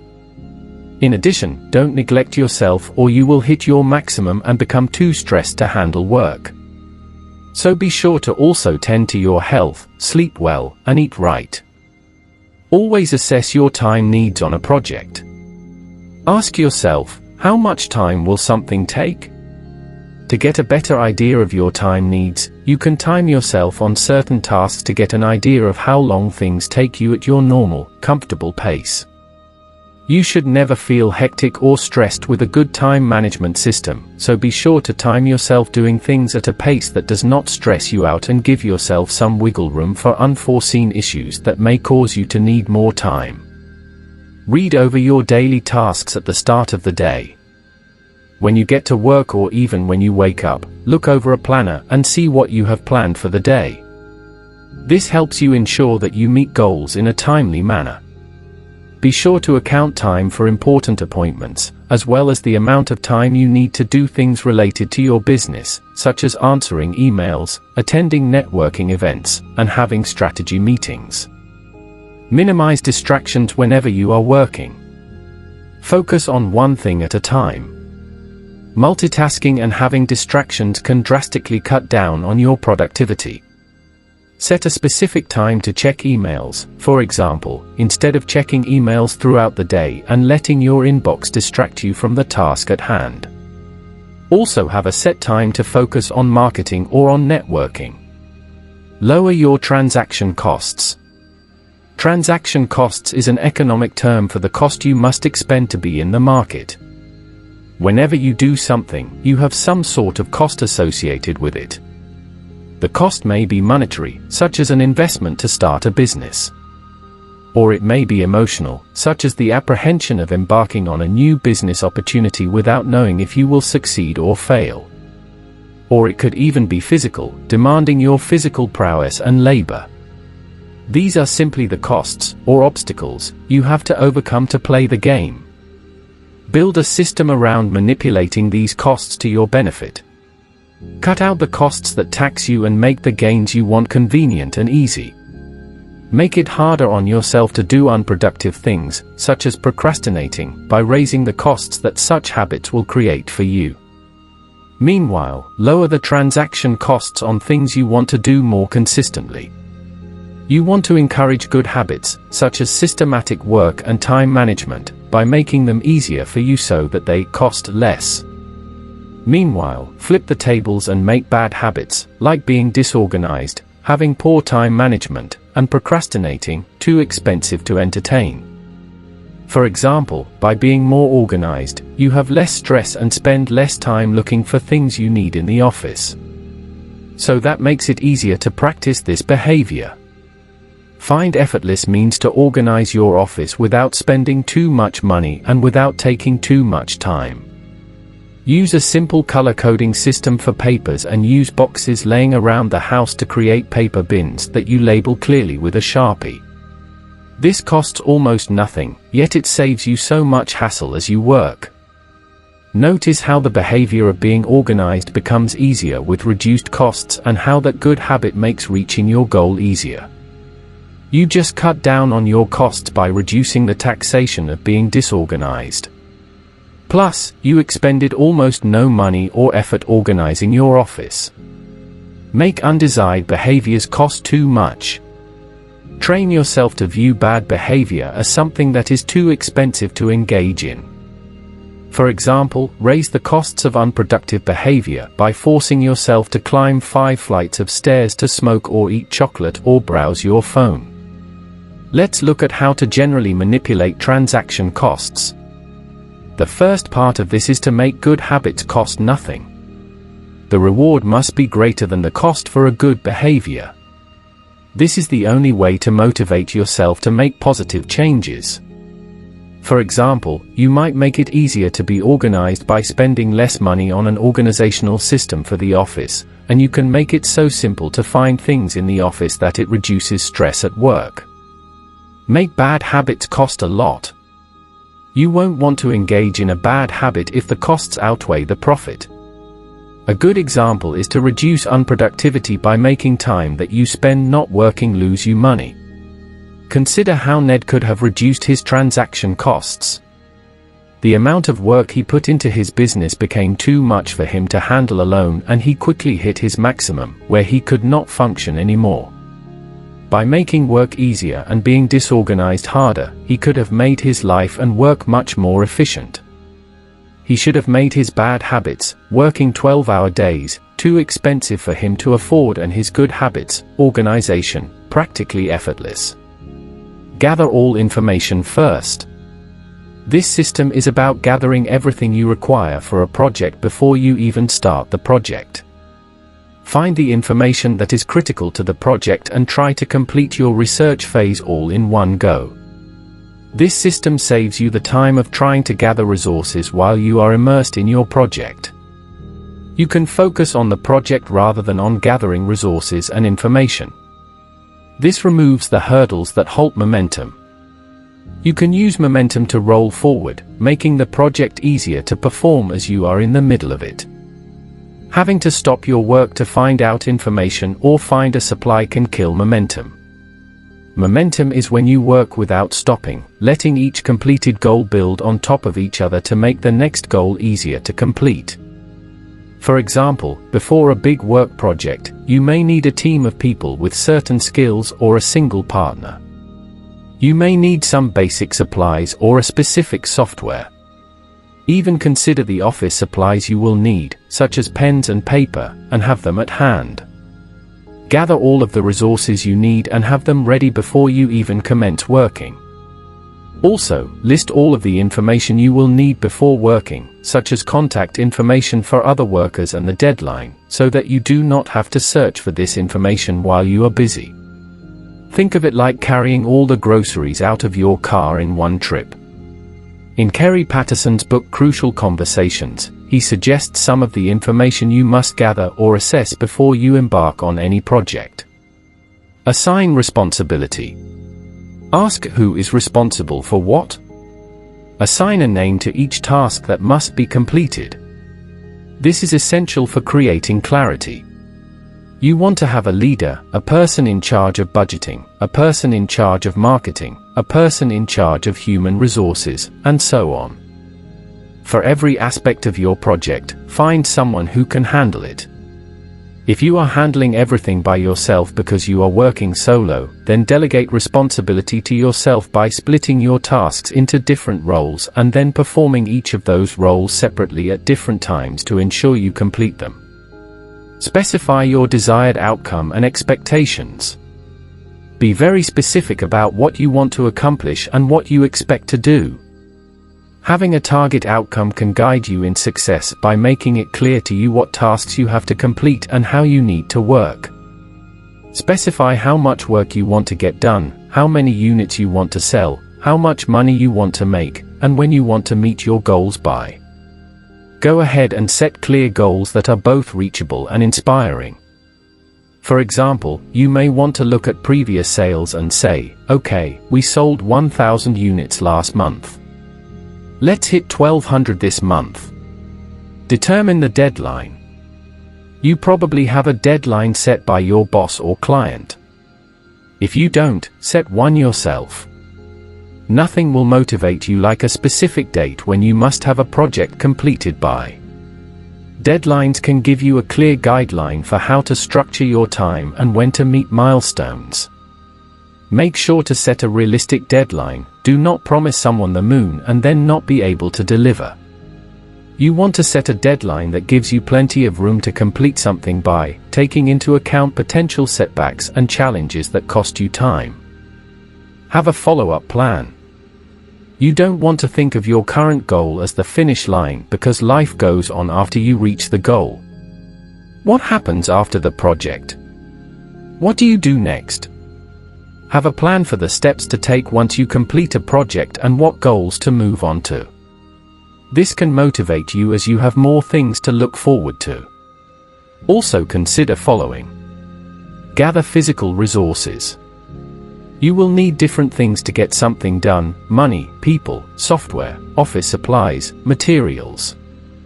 Find out what you need and obtain all of it.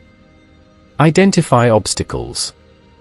Knowing the obstacles beforehand can help you determine how to mitigate them. People will have a ton of enthusiasm when they brainstorm ideas. They see only sunshine and are eager to press on. When unexpected obstacles arise, however, their enthusiasm runs out and inertia sets in. If everyone involved knows what to expect and thinks of these obstacles as hurdles to overcome as a team, then morale will not be so heavily impacted. If you see no obstacles in your path, you need to brainstorm more to account for potential pitfalls. Back to our example of poor Ned. Imagine how much easier things would have been for him if he had organized his resources and gathered information first. First, he should have organized his office, putting notes where it would be easy to find them when he needed them. Next, he should have found the software programs that would have let him automate emails, newsletters, quotes, and invoices, which would have lessened the workload he carried by himself. Finally, he should have anticipated the volume of work coming in so that he could have managed his time better and handled his workload more efficiently. He should have set deadlines and made sure to meet them.